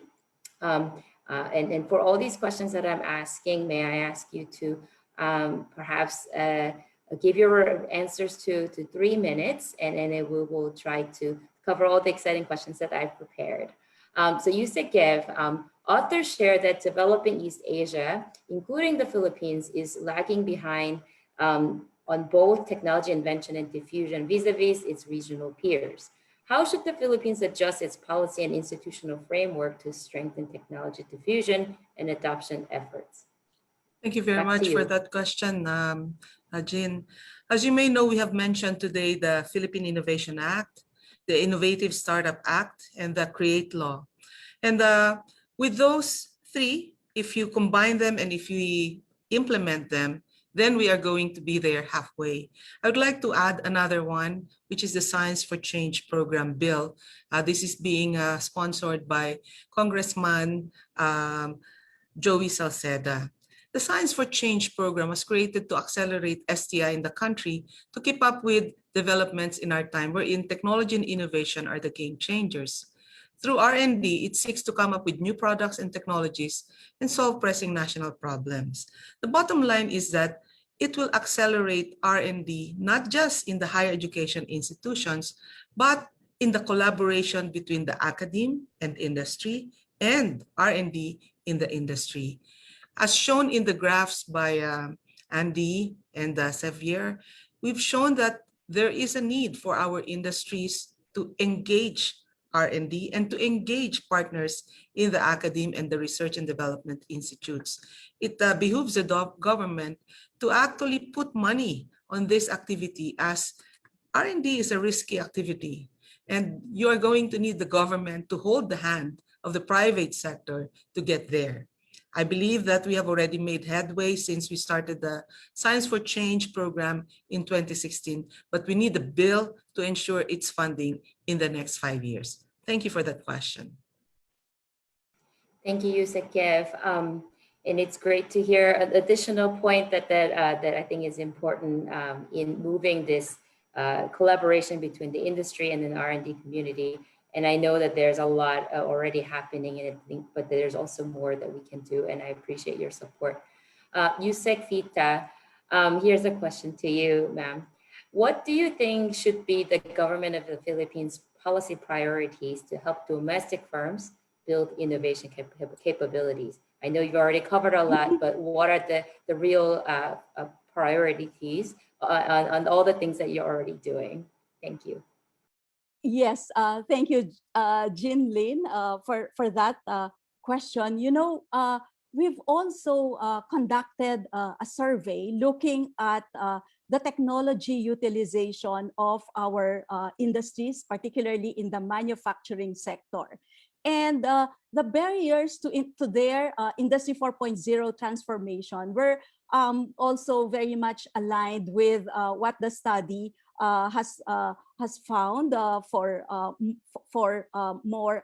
most developing countries. But specifically to the Philippines, what we found were the following reasons: the lack of financial capability. Many of them are also not familiar with all these new technologies as well as their application to their specific industries. But of course, they also mentioned the current market conditions, whether there's going to be a demand for their products utilizing these new technologies, along with the lack of skills, knowledge, expertise, and the poor digital infrastructure was also mentioned. And hence, we're working together with other government agencies in terms of addressing these barriers to industry transformation and barriers to innovation.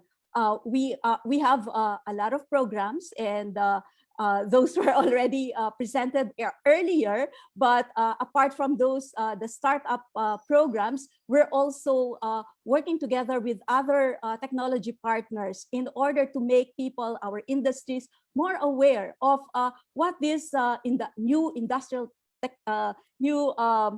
technologies arising from Industry 4.0 could provide in terms of improving their competitiveness and their productivity, as well as help. Of course, ultimately what we want is for digital transformation to happen, as well as for a structural transformation to take place in order for us to really be able to achieve our goal of more inclusive and sustainable growth for the Philippines. So we are working with Siemens, with TUVSUD, in terms of preparing the companies for Industry 4.0, as well as other programs that would enable them. The incentives, I think, that I've also earlier presented, these are very new incentives. Never have we incentivized R&D before, but with all this menu of incentives that CREATE is offering, I think that would really encourage the private sector to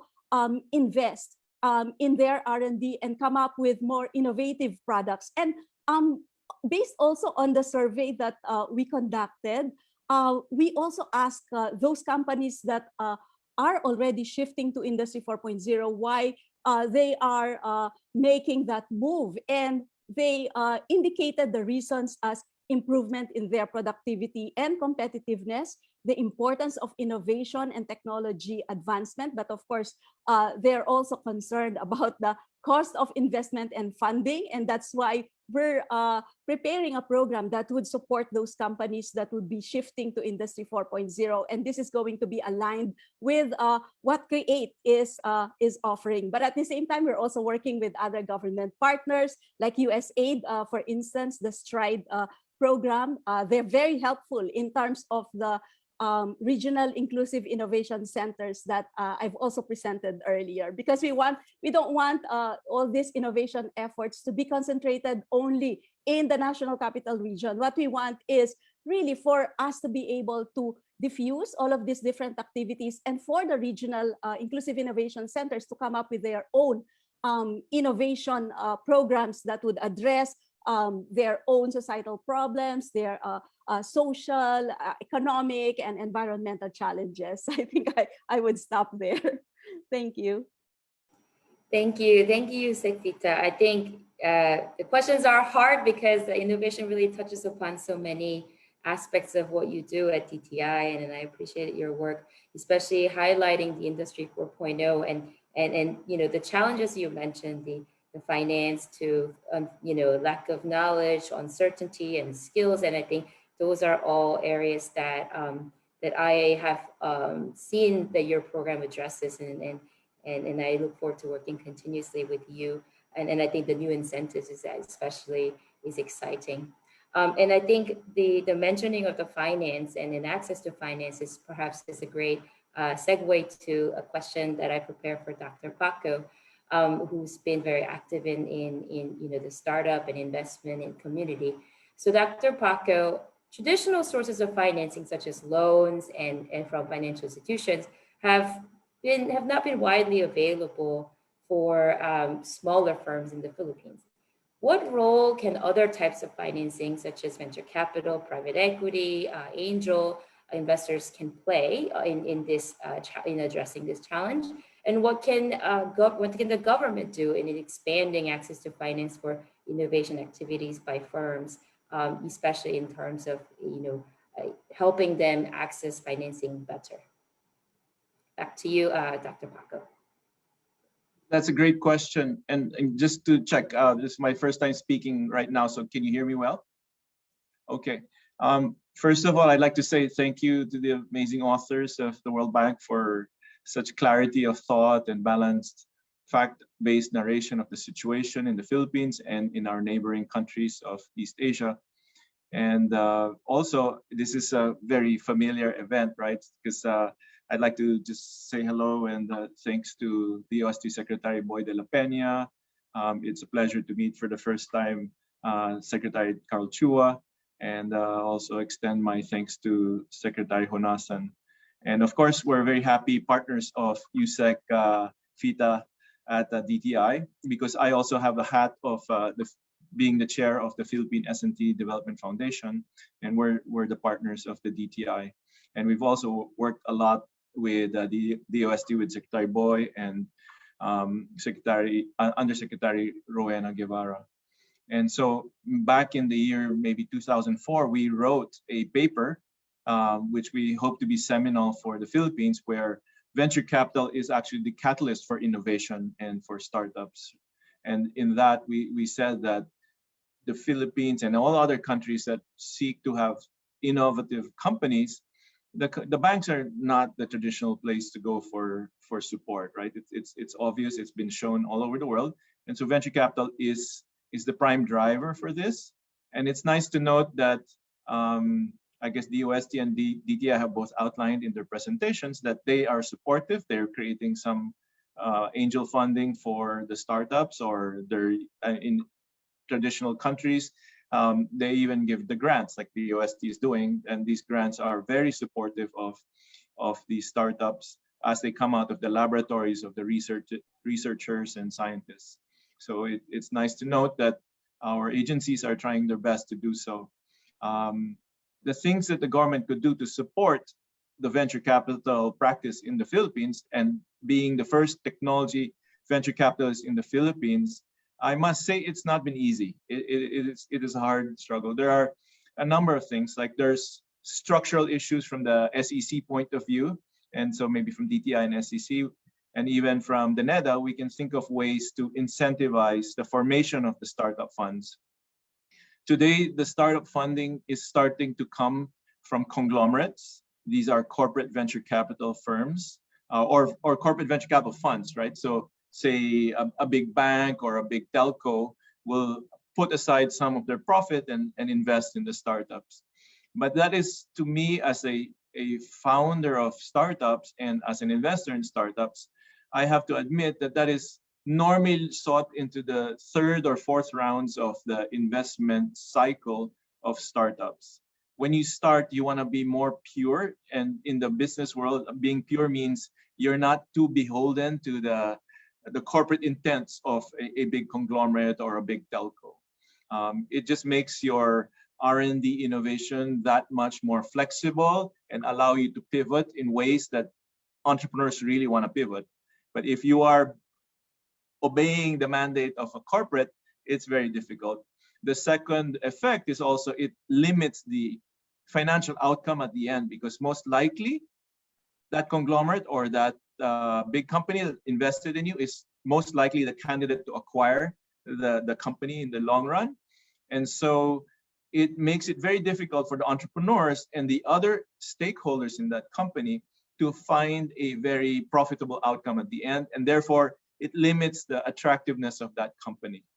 So therefore, I recommend that we look to places like Indonesia and Singapore. Maybe Indonesia is more similar to us, where now we've found ways to get the big families, and in these countries like us, it's really controlled by big families and the big conglomerates, we have to admit, right? But in those countries, the families have agreed that we're not going to be the single source of innovation. We will fund a professional manager, a professional venture capitalist, and let that person decide what is best for the startups. So it's a good model to look at.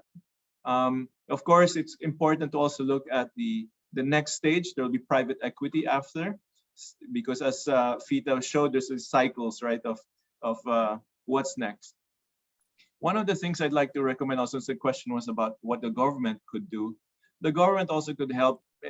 I just, from the outside, and with all due respect to the great innovative policies also in the agencies, one of the things, we're talking to Fita about helping her with just giving education to the entrepreneurs that might go through her process, right? And they're also putting up a venture fund of sorts. I know it's very difficult for the government agencies to put these together, because also in maybe the year 2005 or 4 also, we wrote another paper. When we wrote that paper on venture capital, we said the government could support, but it is very hard for the government to pay the, I guess we have to say this, a higher compensation of these professional investment managers. They're beyond the regular government salary cycle. If we would put them maybe in the BSP, where they have an exemption from the government salary standards, then maybe it would be possible. But these are things to look at. The final thing I'd say for the government, the last one, sorry, related to that, is also if it's possible, if the DTI and DOST could collaborate on the way these funds are managed, because I see multiple funds, not big enough, and yet also the expertise of DOST is very, very strong on the technical aspect, and DTI is very strong on the commercial aspect. But my experience in startups is you need both skill sets when you evaluate the startup companies, right? Rowena and I have worked with Mr. Dado Banatao in the United States, and we saw how the due diligence process works, right? The due diligence process doesn't only need a financial expert. You also need sometimes even a psychology expert to know if this entrepreneur is going to have the grit to succeed.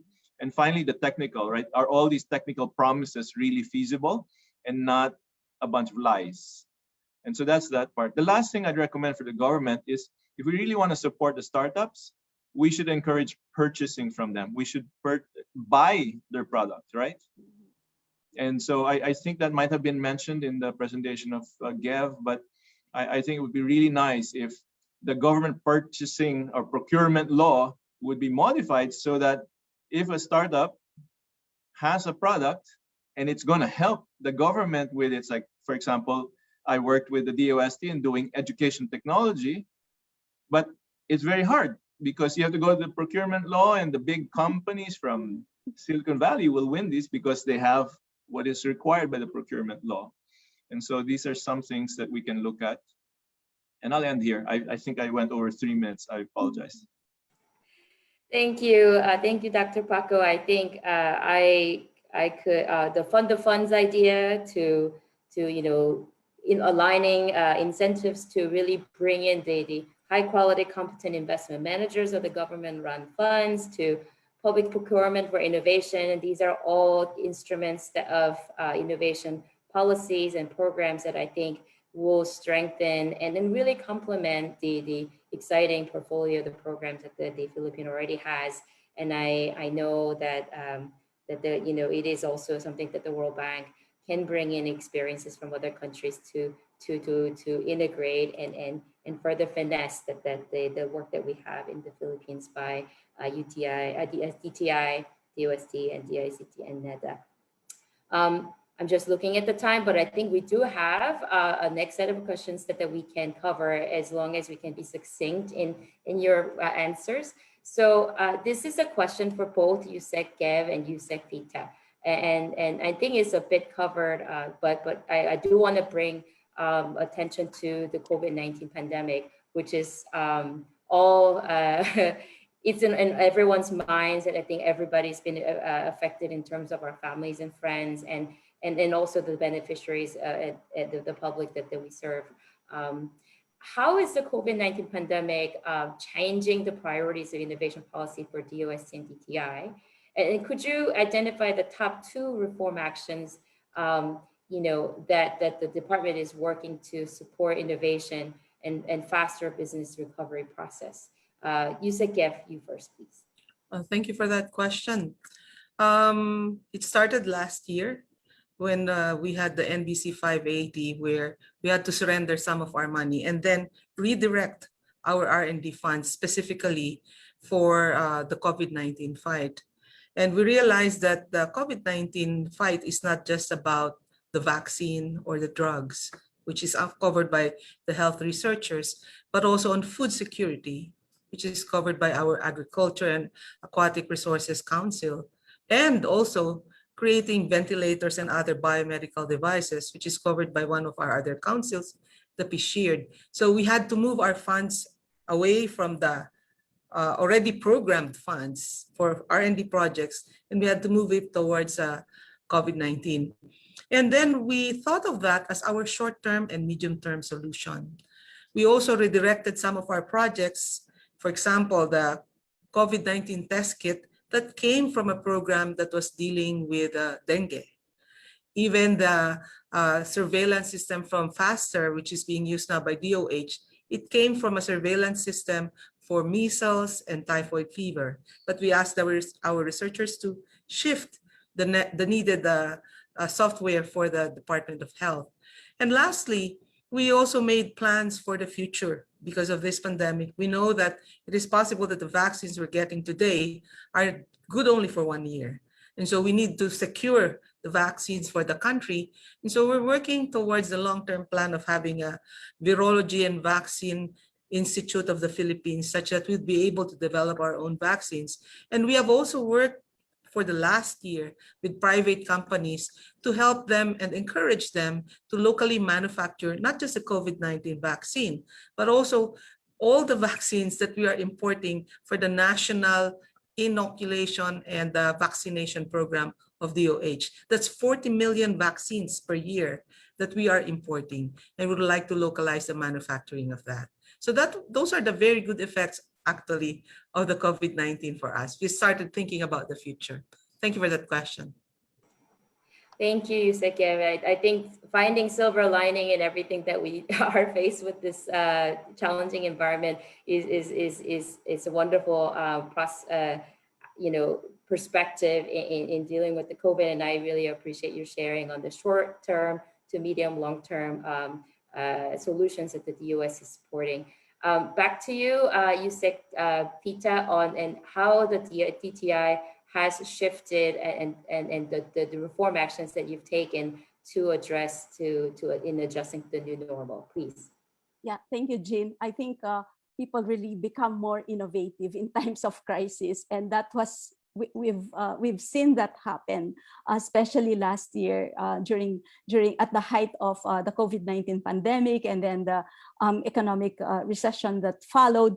And companies, as we know, the Philippines, we do not have we do not manufacture PPEs, no medical grade coveralls and masks and all the other elements comprising the PPEs. And companies, well, they started pivoting towards the manufacturing of PPEs. It's the garment sector, because all their exports have been canceled last year, and so they had nothing to do, and there were all these workers that must be paid, and so gradually they were able to pivot towards the manufacturing of PPEs. And at the same time, electronics companies, you wouldn't believe this, but we have electronics companies that also allocated certain part of their production towards the manufacturing of surgical masks, N88 and N95. And then there's also another company, Filipino company, that conducted its own R&D towards the manufacturing of ventilators.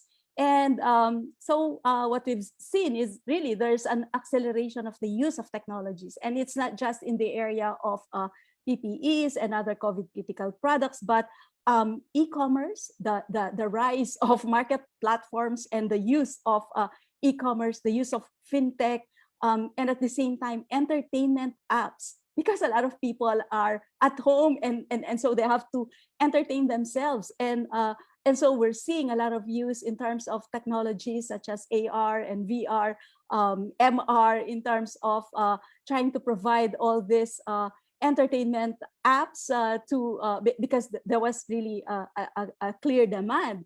And easily, it's the startups actually that were able to also easily pivot towards all these new activities. And in particular as well, I'd like to cite that it was last year, remember the AI roadmap that I've earlier discussed in the presentation, the FGDs, all the discussions, meetings, they were all taking place amid the pandemic, and all were done virtually. And at the same time, we also pursued our plans for the Industry 4.0 assessment of companies, and this was carried out together with Siemens, and we were able to conduct a SIRI assessment. This is the Smart Industry Readiness Index of Singapore, and we using this framework, and together with Siemens, we assessed the Industry 4.0 readiness of a chemical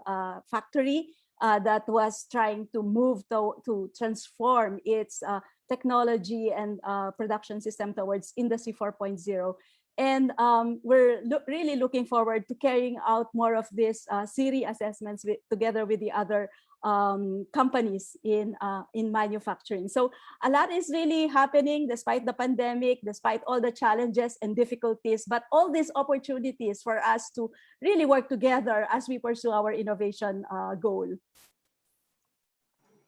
Thank you so much. I think this, all the things that you've been working on is truly a testament to the Madiskarteng Pinoy. I think the spirit is real across the government and the private sector.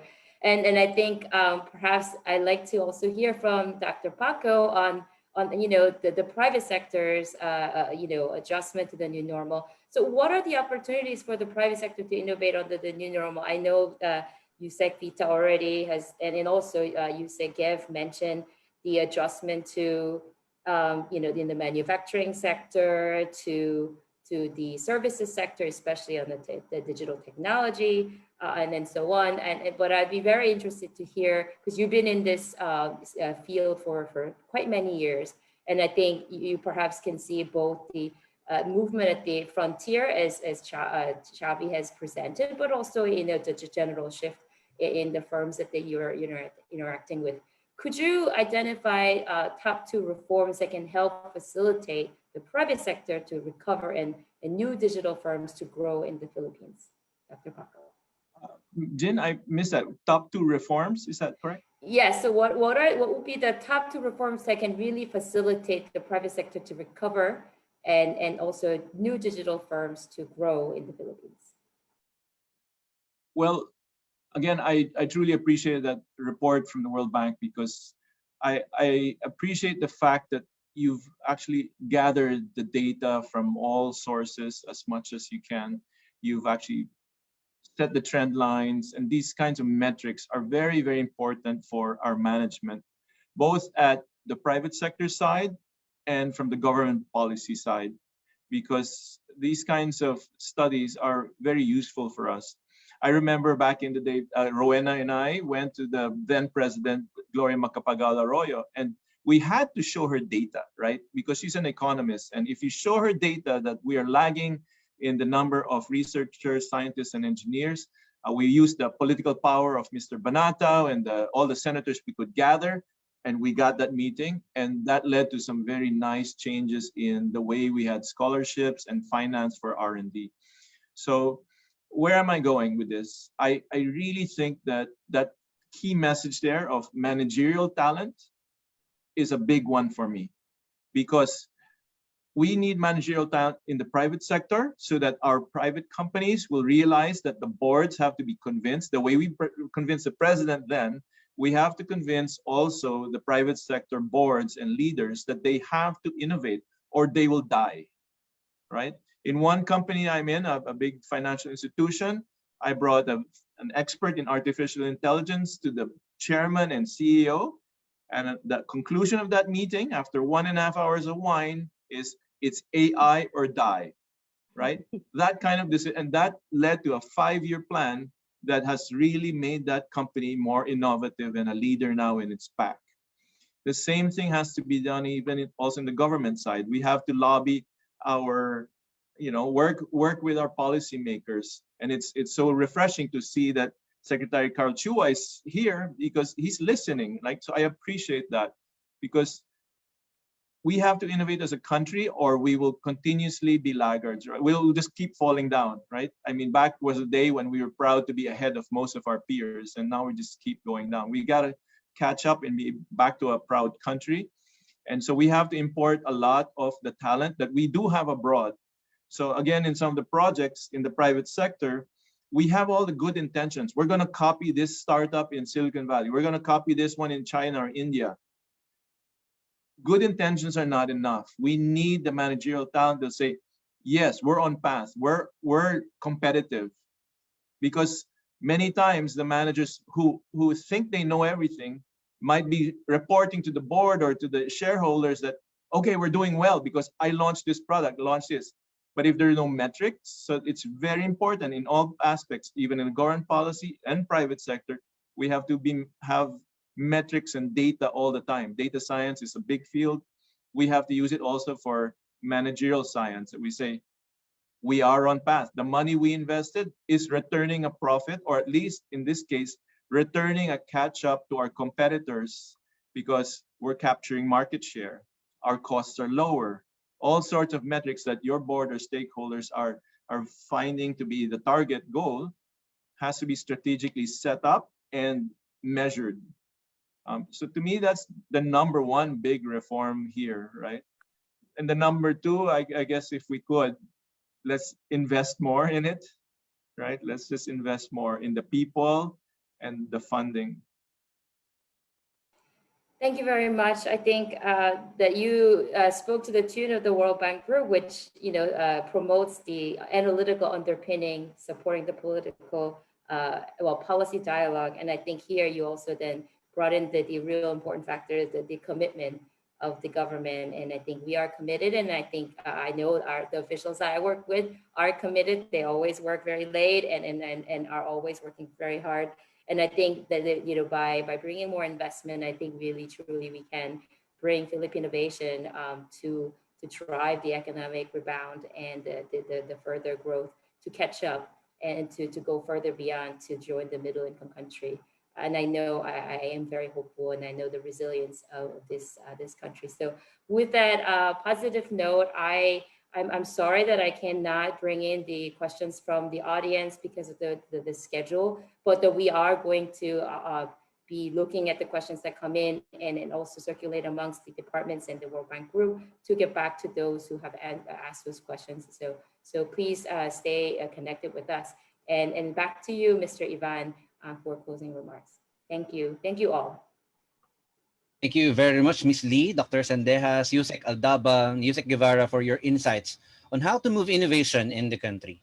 For our closing remarks, we have the World Bank Country Director, Dr. Nidiame Diop. Thank you very, very much. I'm very grateful for this opportunity to provide the closing remarks for this very important and rich event commemorating the Philippines Innovation Day. This celebration cannot be timelier, as the need to emphasize innovation policy in a rapidly changing world remains extremely relevant. So warm greetings to Secretaries de la Peña, Shua, Lopez, and to the distinguished USECs and guests from DTI, DOST, NEDA, the private sector, academia, and my World Bank colleagues. Please allow me to share some thoughts on three key strategic policy implications of today's presentation and discussion. First, as was presented by Andy and Xavier, innovation is really, really critical to the growth of productivity, but also for a resilient recovery and economic progress in the Philippines, but also in the region.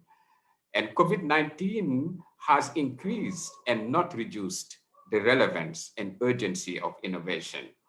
And indeed, heightened uncertainties in global trade brought by COVID-19 and technological advances are increasing the need to transition to adaptive and resilient modes of production and distribution to sustain economic performance.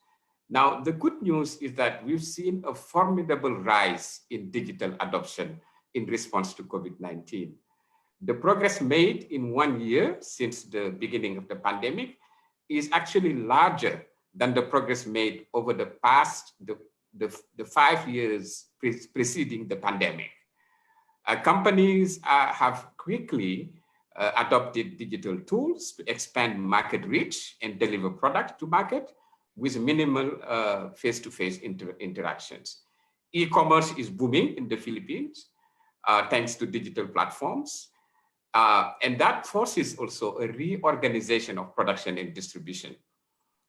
It was very interesting to hear from Yusek Rafaelita the stories of how the textile sector and the electronic sector also adapted by retrofitting their production lines.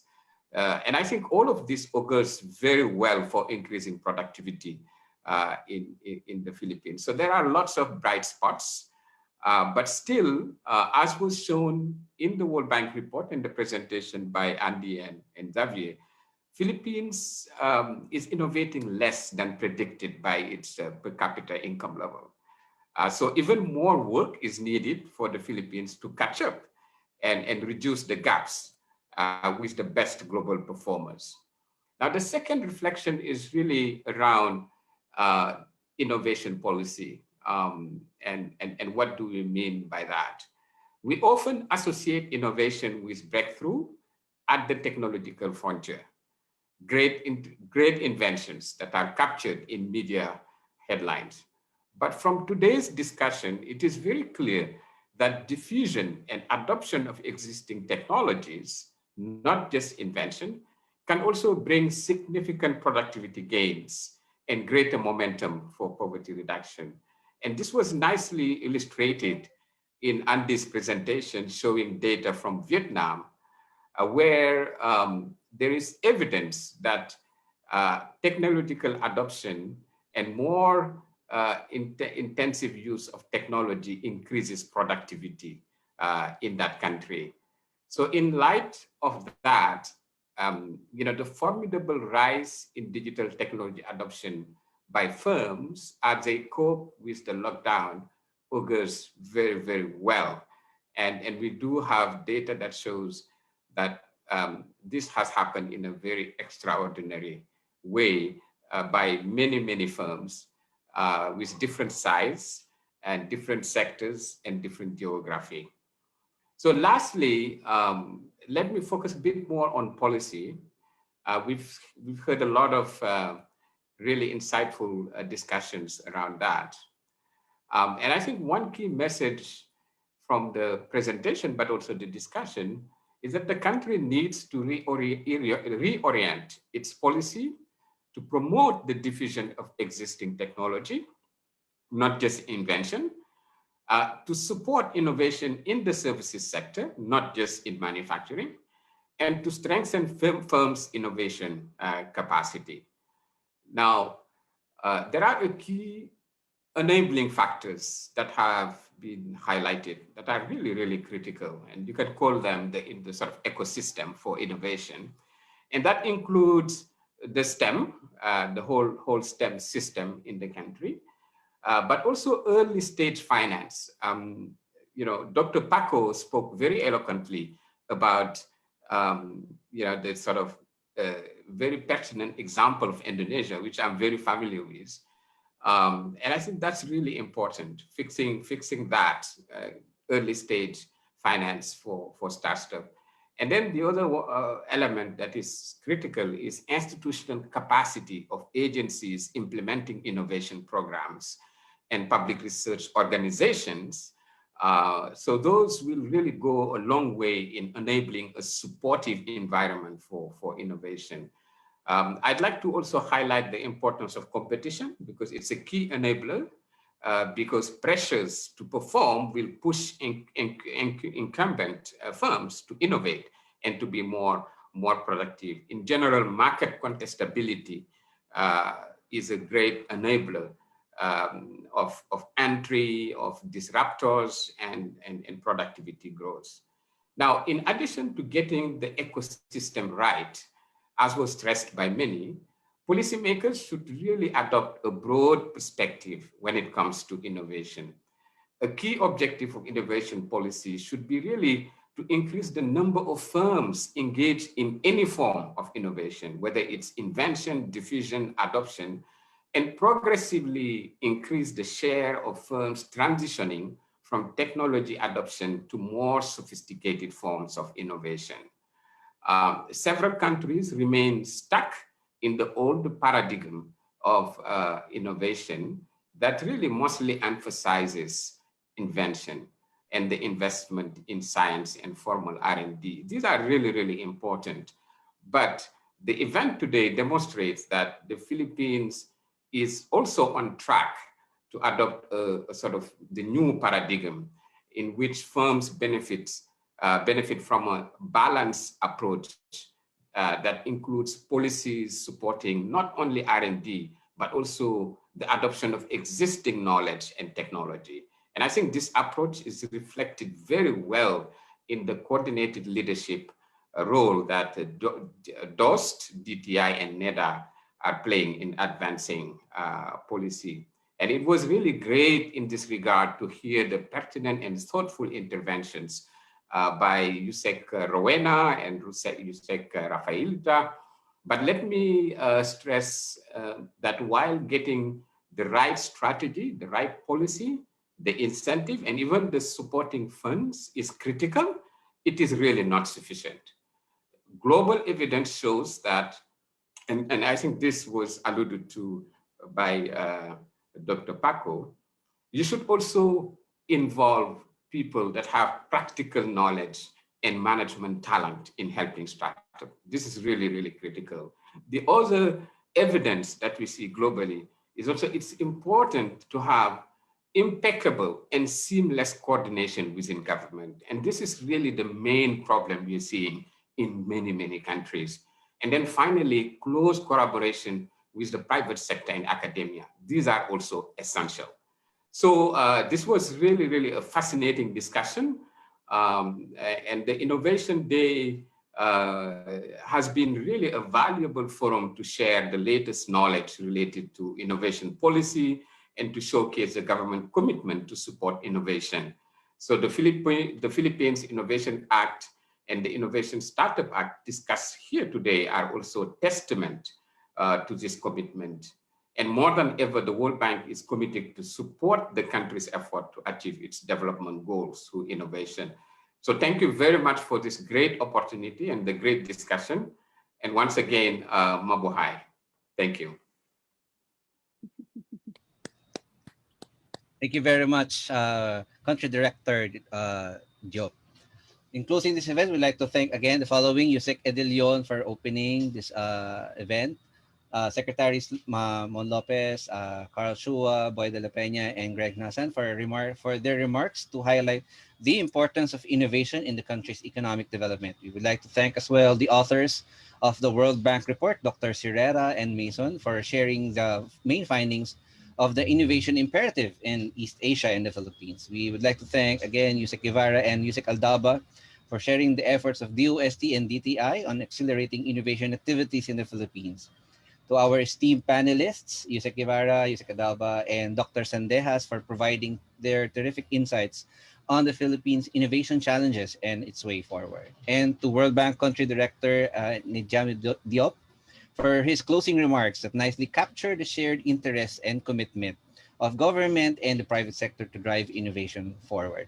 We would also like to thank our media partners who have been with us today. Rest assured that we will send the answers to your queries via chat or via email. We encourage the audience to stay engaged in this exciting dialogue on Philippine innovation. The link to download the World Bank report can be accessed through the World Bank Philippines Facebook page. We have also cross-posted that to our Facebook page, DOST-PCIEERD. On behalf of the organizing team of the Philippines' first National Innovation Day, thank you for your time and attention. Stay safe and keep innovating. Bye, everyone. Stay safe.